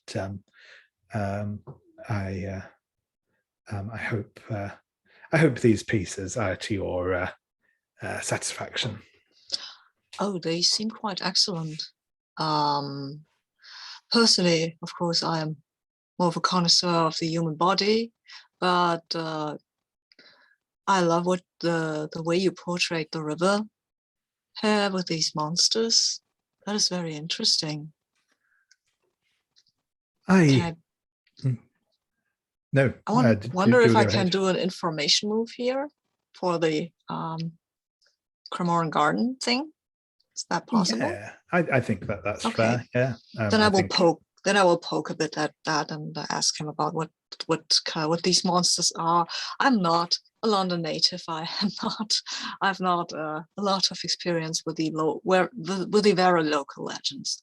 Of course, I'm aware of the Greek myths, but that you get taught in school. But the things the people on the ground here talk about, that is not something you learn. Yeah, absolutely. Cool. And I think this will be.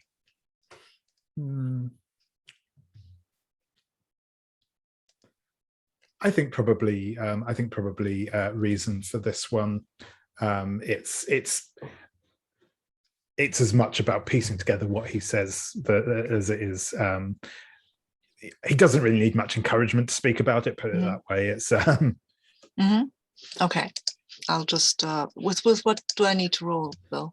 With reason, please. Wait, do I mean reason? Yes, I do mean reason. Sorry, I thought I got the wrong word there for a minute.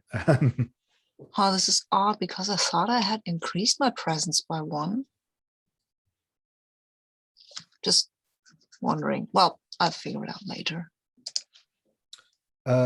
It does. Yeah, it does look like you've put 1. Oh, maybe. Yeah, yeah, we can figure that out. But yeah, no worries. Yeah, okay, let's figure it out later. It's fine. So I roll with reason anyway. So that gives me a 10. And I will spend a Janus mask here because I'm talking to the mastermind, right? Yeah, absolutely. So I think I want to use a mask of the past, and I will tell you later. The happiest day I shared with a person I lost. Perfect. So the clue, the sort of specific thing that you get about the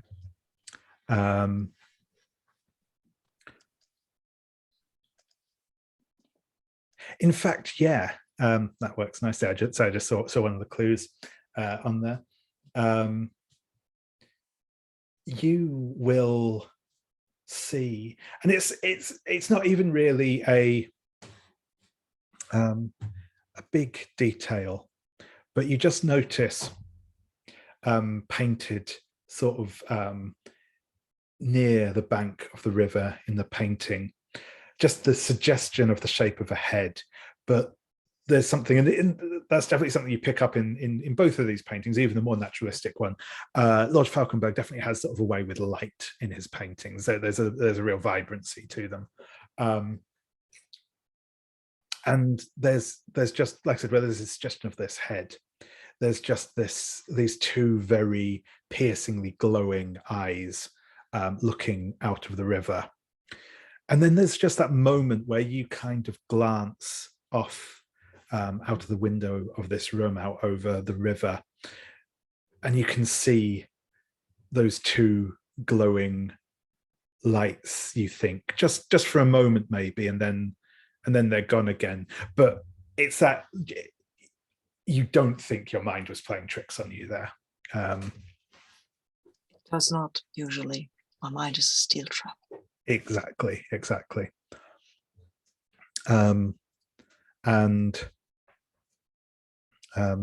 So yeah, that is your clue for the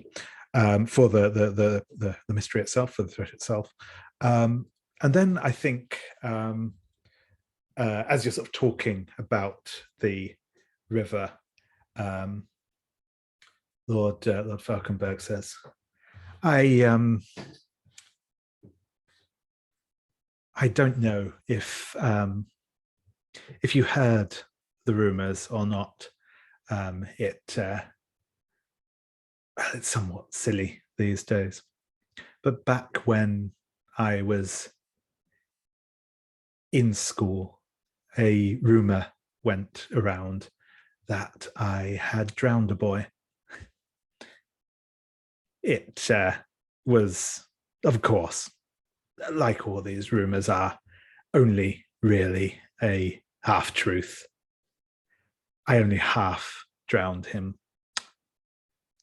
Oh, well, that can happen when you are in school. Indeed, indeed. I'm sure you had similar experiences back when I was in school. There was a boy there, some son of a third-rate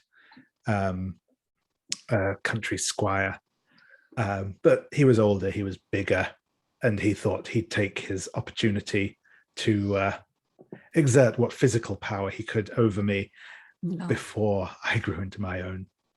He tormented me for some time, but I snuck upon him one night when he was in the bath, got on top of him before he could react, and once I had his head under the water, there was little he could do.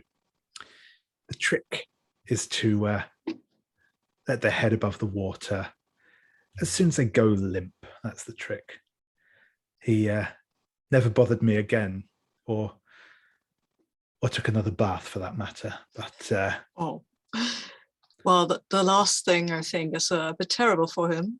But I had my share of bullies at school, but I acquired a knowledge of anatomy early, so was not a problem for long. It's one can always find a way around these problems. I find bodies have so many weaknesses. Indeed, indeed.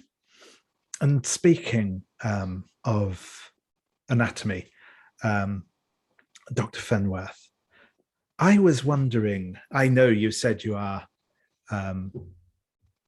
You obviously have an interest in the human form yourself. I was wondering if you might sit for me at some point. I would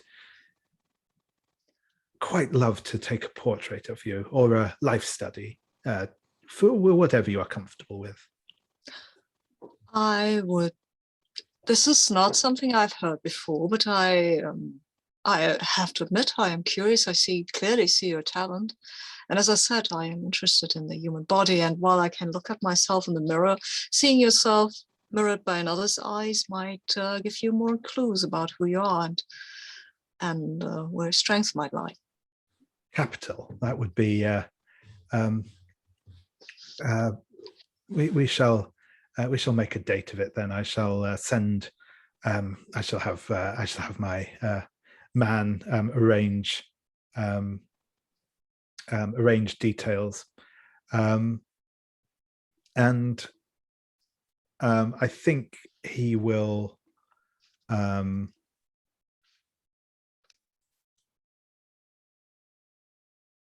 He will hand. He will hand over a ring. It's a golden sort of signet ring with a falcon carved into it, and say, when you come, do bring this with you. It will just but I'll let you know when might be a suitable time. Very good, very good. I'm looking forward to this. Cool.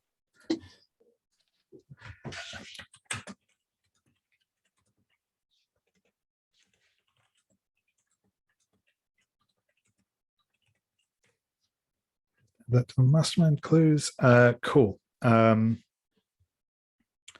I'll just update that.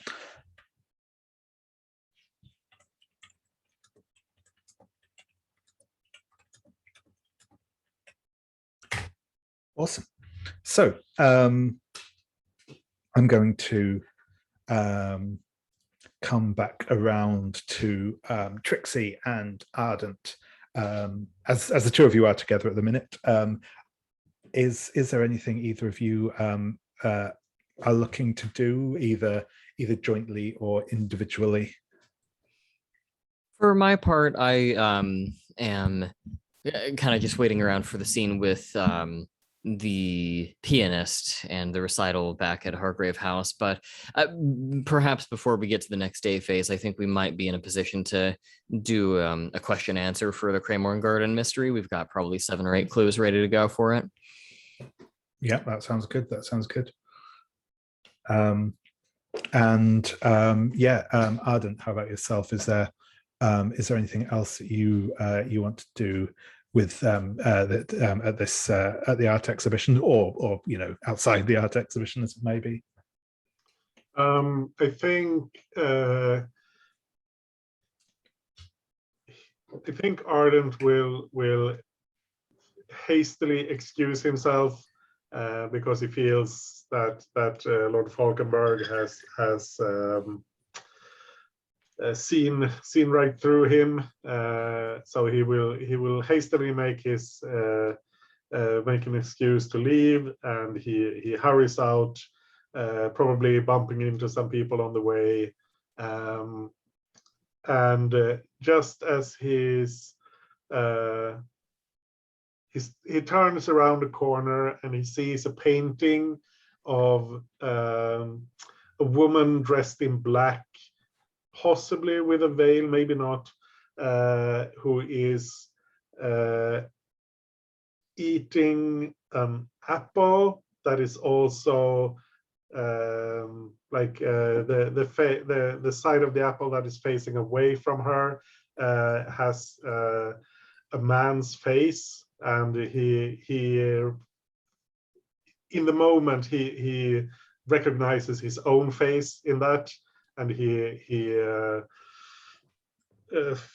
blanches and turns and almost runs out of the building, out into the street.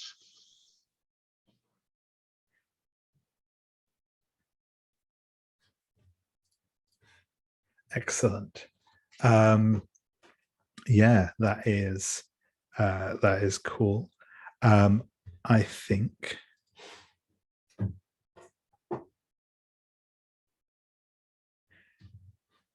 I'm just sorry, bear with me 1 second.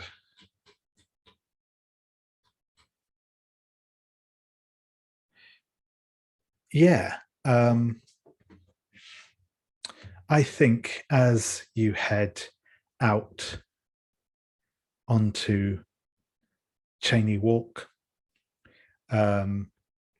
it's late, relatively late at night now.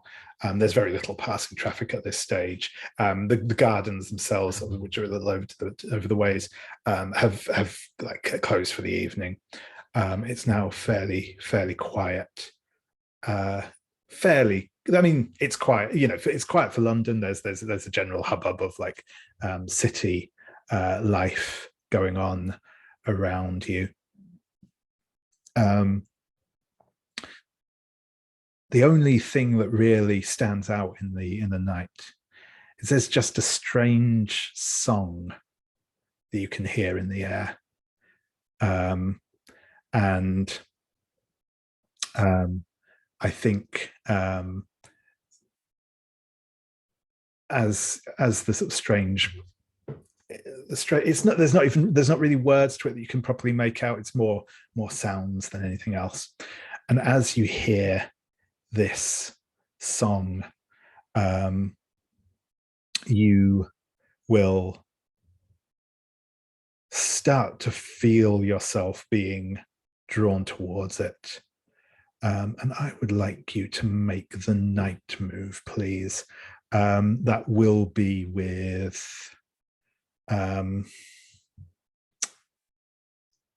composure again, perhaps. Yeah, I think it's probably composure, and I think that the so I'm just going to refresh myself on your yes, yeah, you've got lured by the dark, so yeah, absolutely, you will be taking disadvantage on that as well, I'm afraid.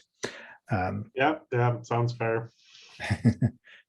Oh, and sorry, first, what are you afraid will happen? We can probably hazard a guess, but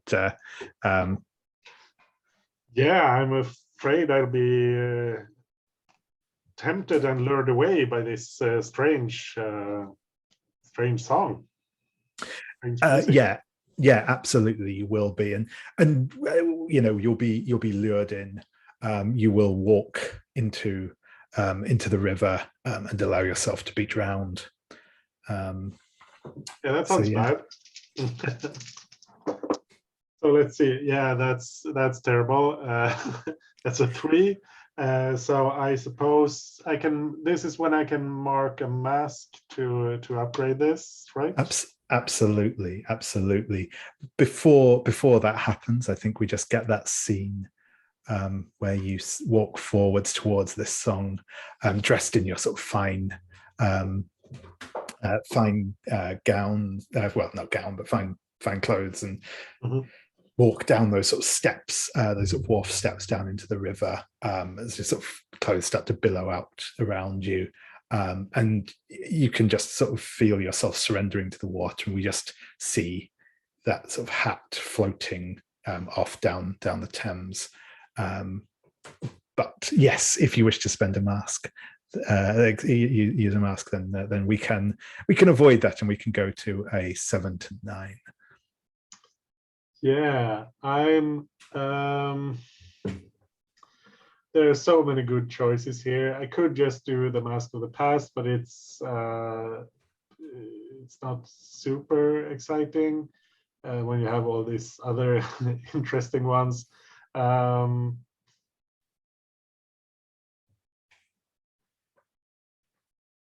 Yeah, let's. Do we have a threat-specific mask left that we could use, David? I'm not sure. Yeah, give me more choices. I think we have. I think we've used the one for the Kremlin Gardens, and generally they kind of have to be used in a sort of way that's semi-related to the threat that they're in. So yeah, I know we have. Yeah, we've used the Mask of Revelry already. Yeah, cool. I'm kind of tempted to take the Cosmic Passage, if only because I communed with a river before, and this is sort of connected to that, and that feels appropriate. Yeah, but reducing my reason by 2 also feels really dangerous. But it's a choice. It's a choice, certainly, but also it will also give you access as well to the old bones move if you take that. Right, that was the. Yeah. Let's do that then. It seems fine. It's fine. It's fine. Everything will be fine. Yeah, excellent. So I think what instead will happen is you will still feel this pull of the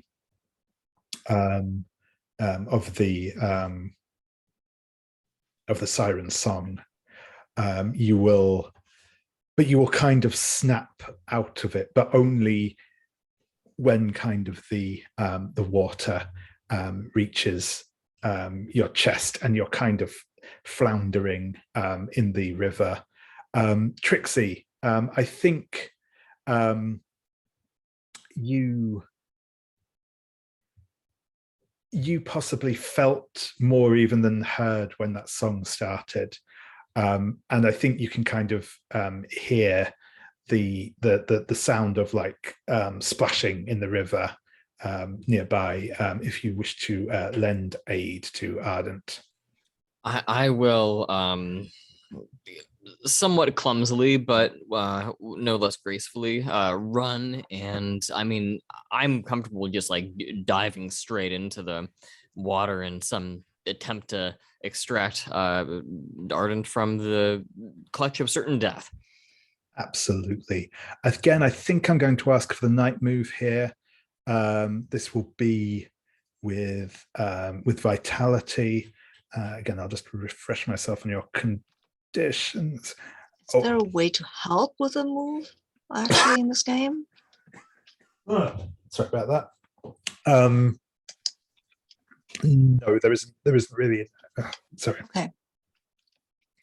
the closest thing is you can, if you have a, so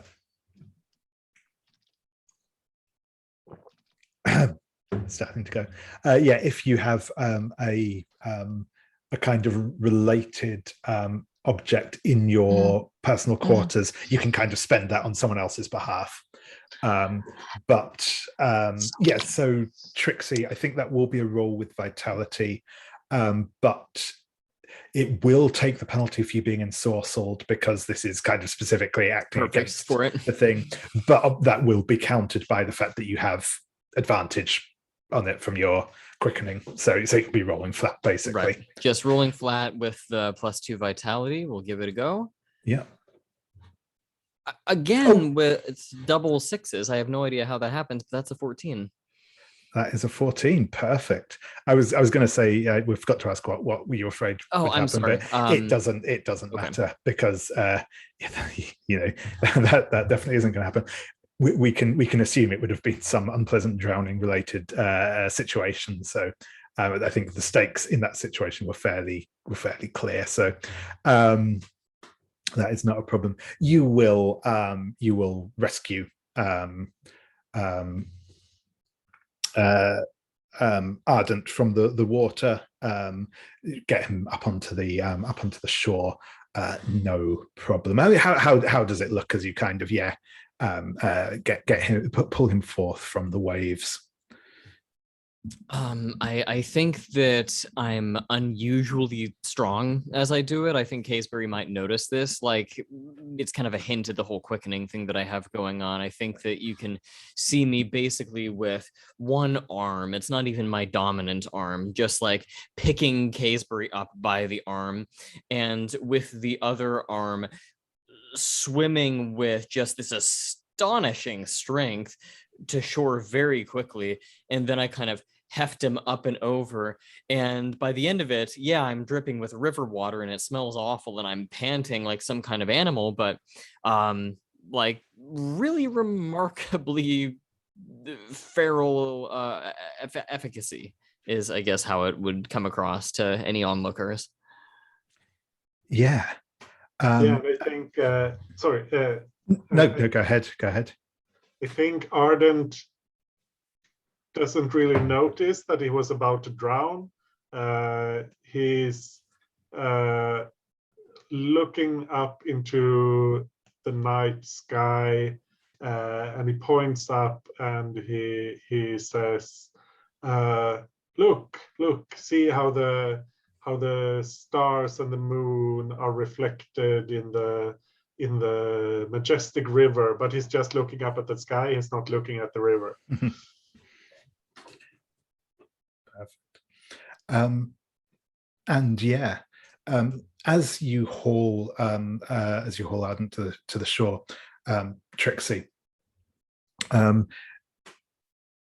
you're sort of coming back out, your foot catches on something, and as you kind of go down to see what it is, you'll find a very waterlogged and, like, at this point, mostly illegible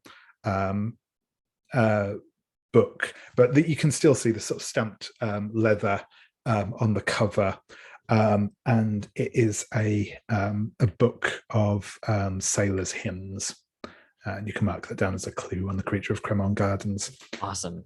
Okay.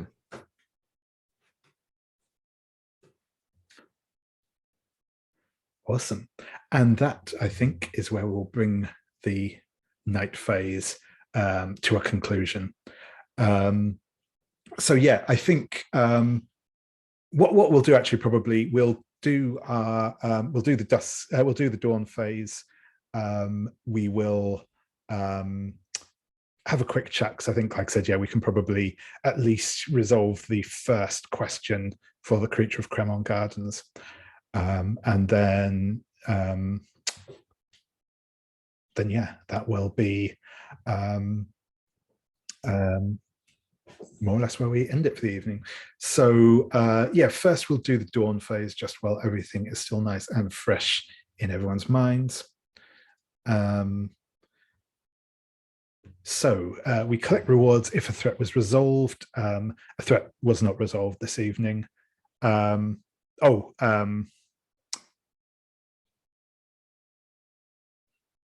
will say you can.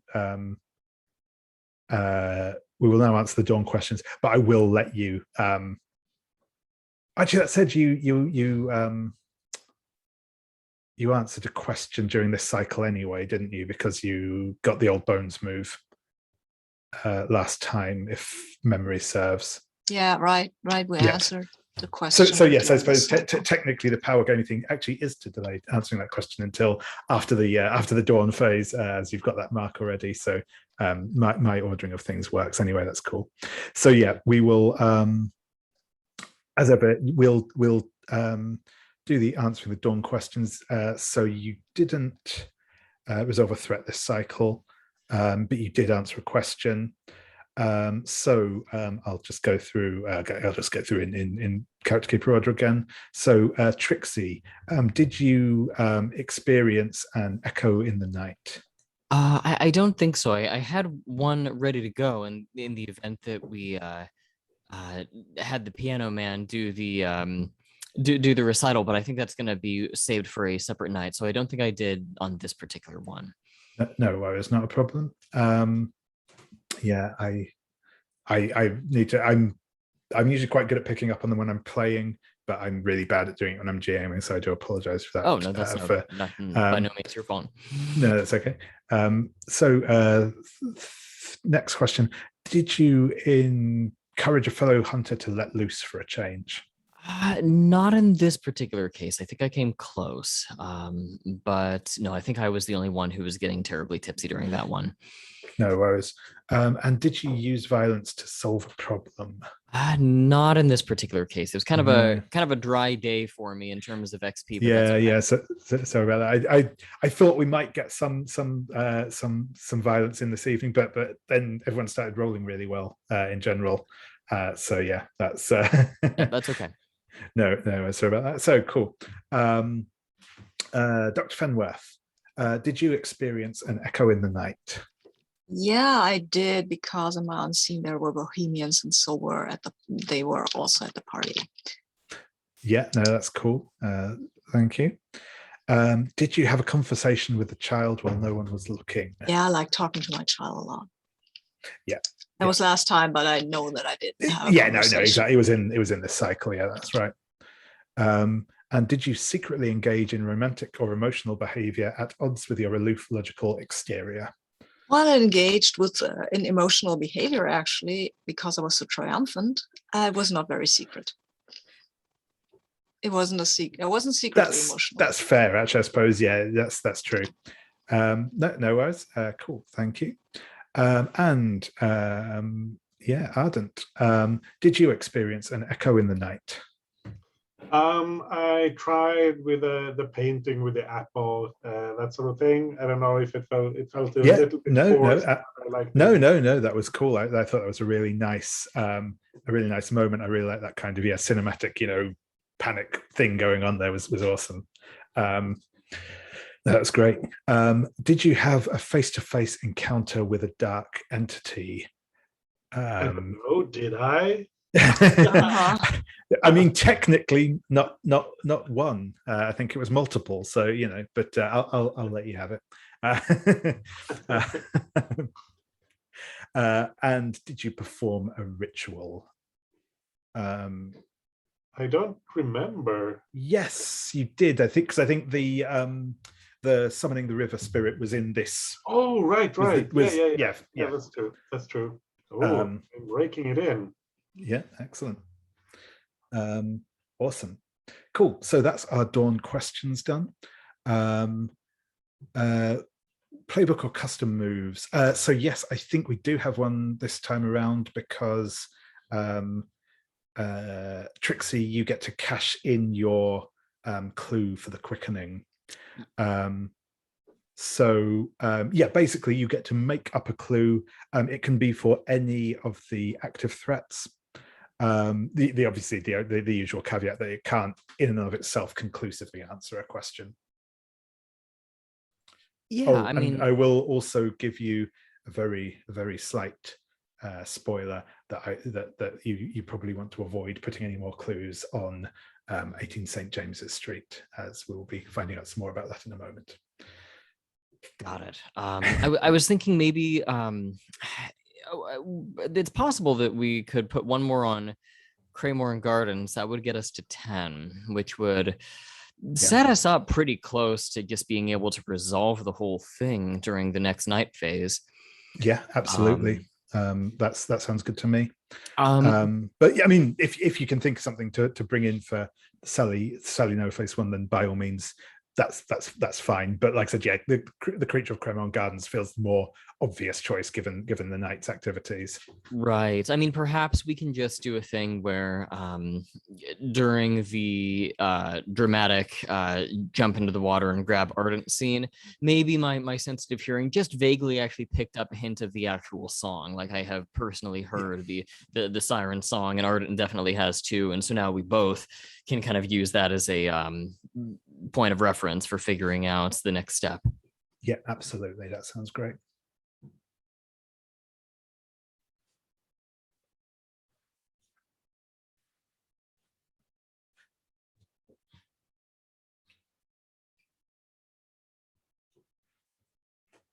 Awesome. So I think that is everything for the dawn phase. Playbook moves. Jam's mask prompts. That's the next thing we will do, as I believe we are owed a couple here. I think both Trixie and Dr. Fenworth hit a Mask of the Past tonight. Is that correct? Yeah, cool. So yeah, well, whichever of you wants to go first, feel free. You're welcome to go ahead if you like. Okay, I can do that. I'll read the text before I start narrating. Narrate a flashback to the happiest day you shared with the person you lost. So the happiest day I shared with Adam, that would be after an opera. I am backstage and I'm so nervous. I mean, you've known John, and he's not usually a nerve. It's not usually a bundle of nerves, but that this he is. He's twiddling with his hat. He is fidgeting with his cravat. He has lost his walking stick somewhere. He doesn't know where he put it, and he's quite in a state. And that is when Adam comes out of the dressing room, and he is meeting with his assorted patrons, I guess the word is, and it's obvious that he has met John before, because he comes over to him and he smiles and he says in this lovely voice of his, he has this tone in his voice that you can't just imitate. He says, "John, how lovely to see you again. It is quite a pleasure to have you as a company." And later on that evening, they kind of go out on the balcony, just the two of them, and John does not remember what they talked about. He does not know. He just knows that voice, like it was enveloped in warm honey, and he was over the moon. And then Adam started to sing a song for him, and well, he will never feel this happy again. Never.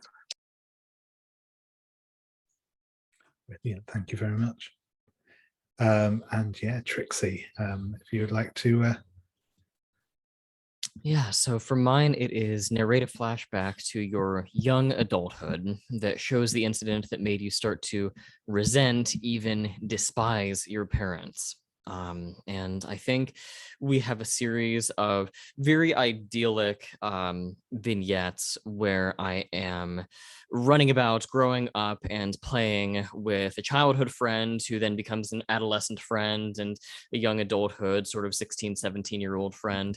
A girl by the name of Violet, who was sort of my best friend for quite some time, back out in the US. And we always got along wonderfully and had the same sense of humor, and both came from a background of privilege and wealth and high education, high society. We talked about getting what kinds of boys we would get married to, and just the sort of things that you might do with a girlfriend of that age. And then she starts acting rather strange and sickly one particular day, and over the course of the next month she seems to grow sort of increasingly odd, pale rather. She develops sort of these strange bursts of anger and drools rather unusually, and we have a series of vignettes as I grow increasingly worried as her condition gets worse, and it ultimately boils into a situation in which one evening we are out kind of at our old hidey hole hideout spot. We would always sit kind of in this old house sort of at the end of the block that was unoccupied. We'd always sit in the attic with a kerosene lantern or something like that and tell ghost stories. And that's the point at which she begins to sort of transform. And this is kind of my first exposure to anything approaching lycanthropy. And I've heard tell of werewolves before, but this was worse than you could really imagine. The eyes were yellow and bulging. The snout didn't even come out all the way. It was this odd in between a human and animal, but the teeth were elongated abnormally, and the drool was more than you would ever expect to see. And I ended up in a fit of panic throwing this lantern at her, and I watched as my best friend burns alive before me in this darkened, abandoned Victorian house. And I think we close out with my kind of the last time I really ever see my parents, as they send me off to an asylum because, well, they need to keep up appearances, and having an insane daughter is better than having a murderer daughter. And that was the moment I realized that that kind of wealth and privilege can just as easily be weaponized against me. And I don't know that I've seen them since then, but they've probably been looking for me. Brilliant. Thank you very much. So yeah, if people, we'll certainly tackle the first question on the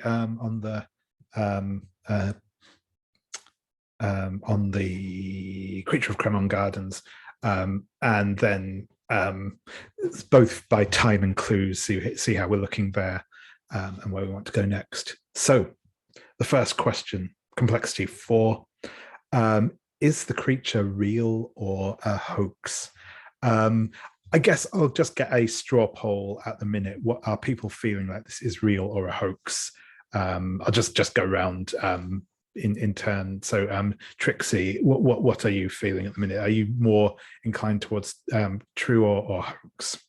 I am leaning vaguely towards hoax, but that doesn't necessarily mean that the perpetrator has to be mundane. It could be a hoax perpetrated by a sorceress or something like that, who is calling upon old sea hymns or something like that. But it's not a real creature. It's something actually a little bit worse. Cool. I like that. That's an interesting take on it. Cool. Dr. Fenworth, how about you? Yeah, I was going for a real creature, but David has quite convinced me that hoax with something worse than a sea creature is a lot more fun. So I'm leaning towards that. Yeah. Yeah, I'm game for that as well. Awesome. No, that's cool. That is an interesting take, but I like it. I'll come back around. Come back around then to you, David. What clues? What do you think is the starting clue, as it were, for or starting clues that point towards it being a hoax rather than a real sea creature? Well, if we wanted to go the it's a sorcerer or it's a hoax route, we've seen a few clues that point towards the possibility of material components or foci for spells in the form of the pearl, the scrap of fish fin, etc. We have quite a lot of research, like the Book of Sailors' Hymns found where Ardent was nearly drowned. That could be something that the person was referencing when they were casting, this siren song out into the darkness. the lingering scent of rubber. That could be something like a mask or some kind of rubber cosmetic that is wholly not a real creature, but it's there. Something along those lines, maybe. Yeah, cool.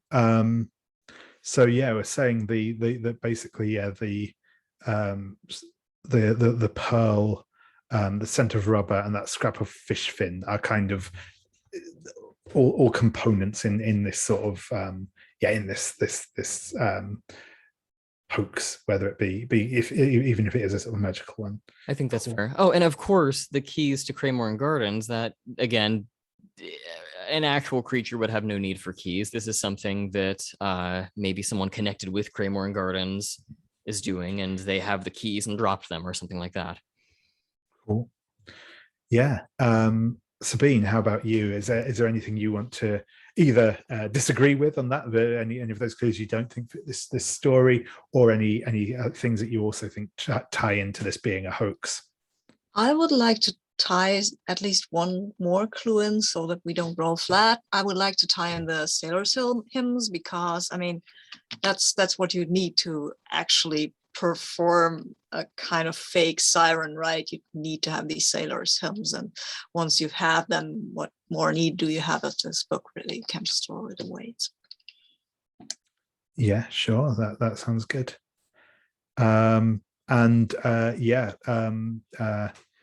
Anders, any again, any clues that you don't buy as being tied into this, or you think do point towards this being a hoax?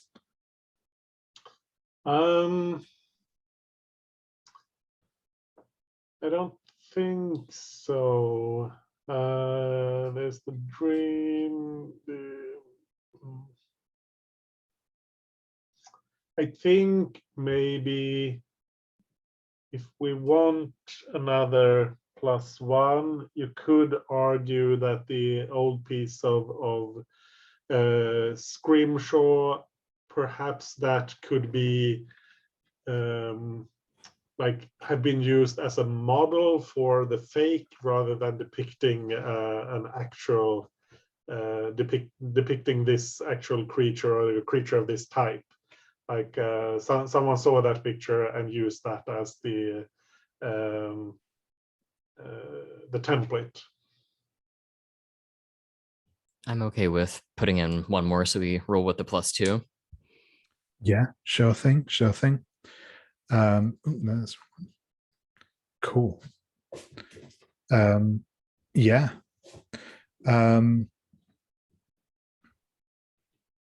My only contention, this isn't really about the about its applicability per se, but I wonder if the bunch of keys might be more of a clue to who is perpetrating this than that it is a hoax. Yeah. But you know, that's feel free to use it or not, to your discretion. But that's just from kind of my sense of logic, that feels like it might be more of a clue to the who than the what, as it were.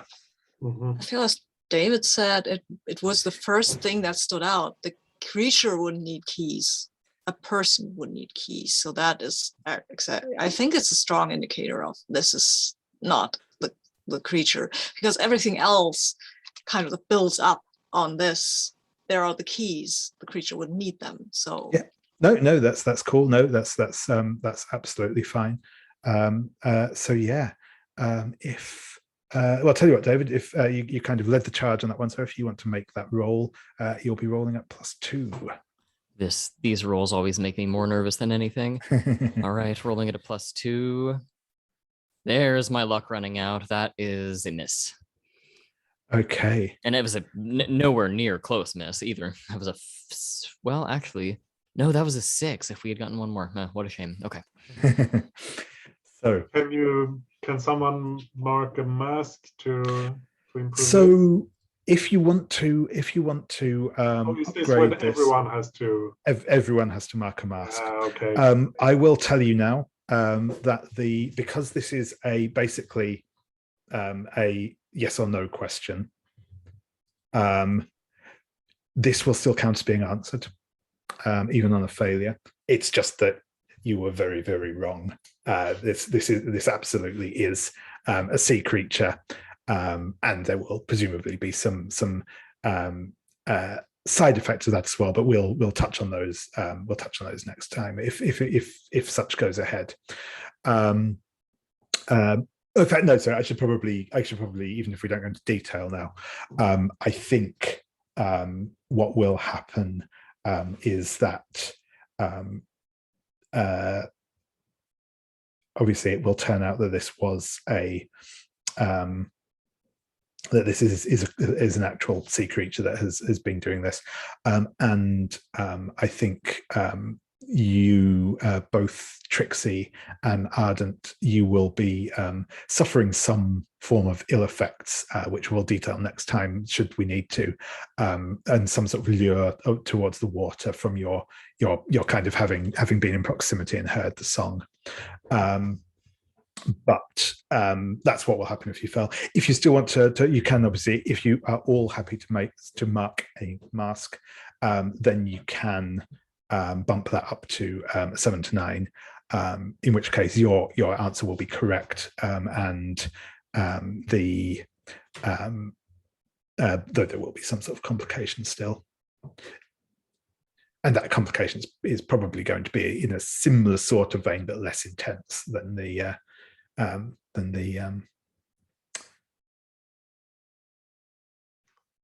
No, I don't think it's worth it. Unless everyone else wants to. No, I don't. I think we might need our masks for something that's really life or death. Yeah, I'd say that if this was preventing the question from being resolved, then I would be pushing toward it. But as it is, I'm willing to take my lumps and spend, instead of spending a mask to correct this, I'll spend masks to get out of the mess that Dave is going to put us in because we missed this rule. Yeah. That's how we'll do it. Yeah, but that sounds a lot more fun, doesn't it? Yeah, sure thing. Cool. So that's awesome. We will get into the full ramifications of that next time. There is just one last thing to do before we tie things up for the evening, and that is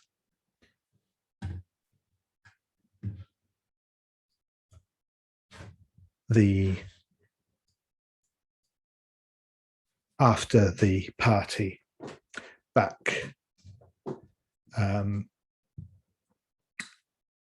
in sort of some of the in what's obviously a grand house somewhere. There is a late visitor to the house there, sort of shown in. So someone that we all would recognise, Harold Beale.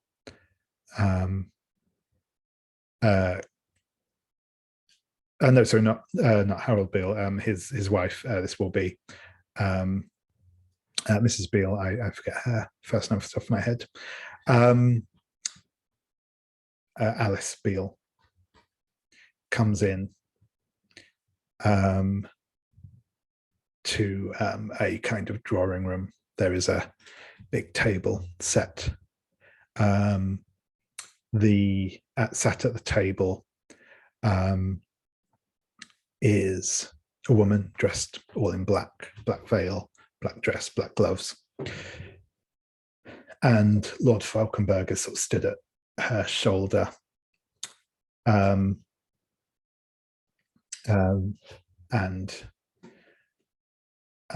Alice Beale says, I'm sorry, my lord, it took me longer to find than I thought it would, but here.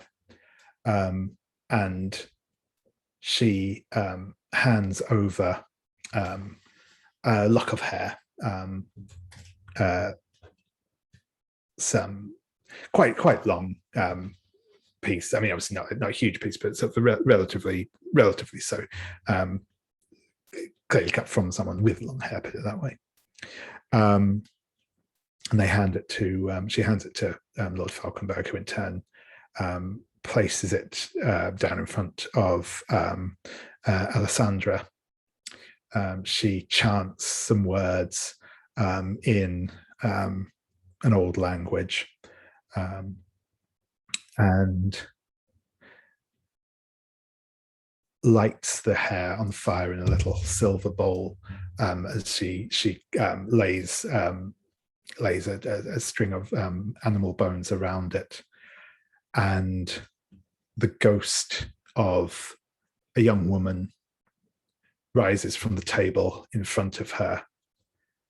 Lord Fauconberg smiles as this sort of ghost rises up, and then more ghosts start pouring into the room, spinning around, and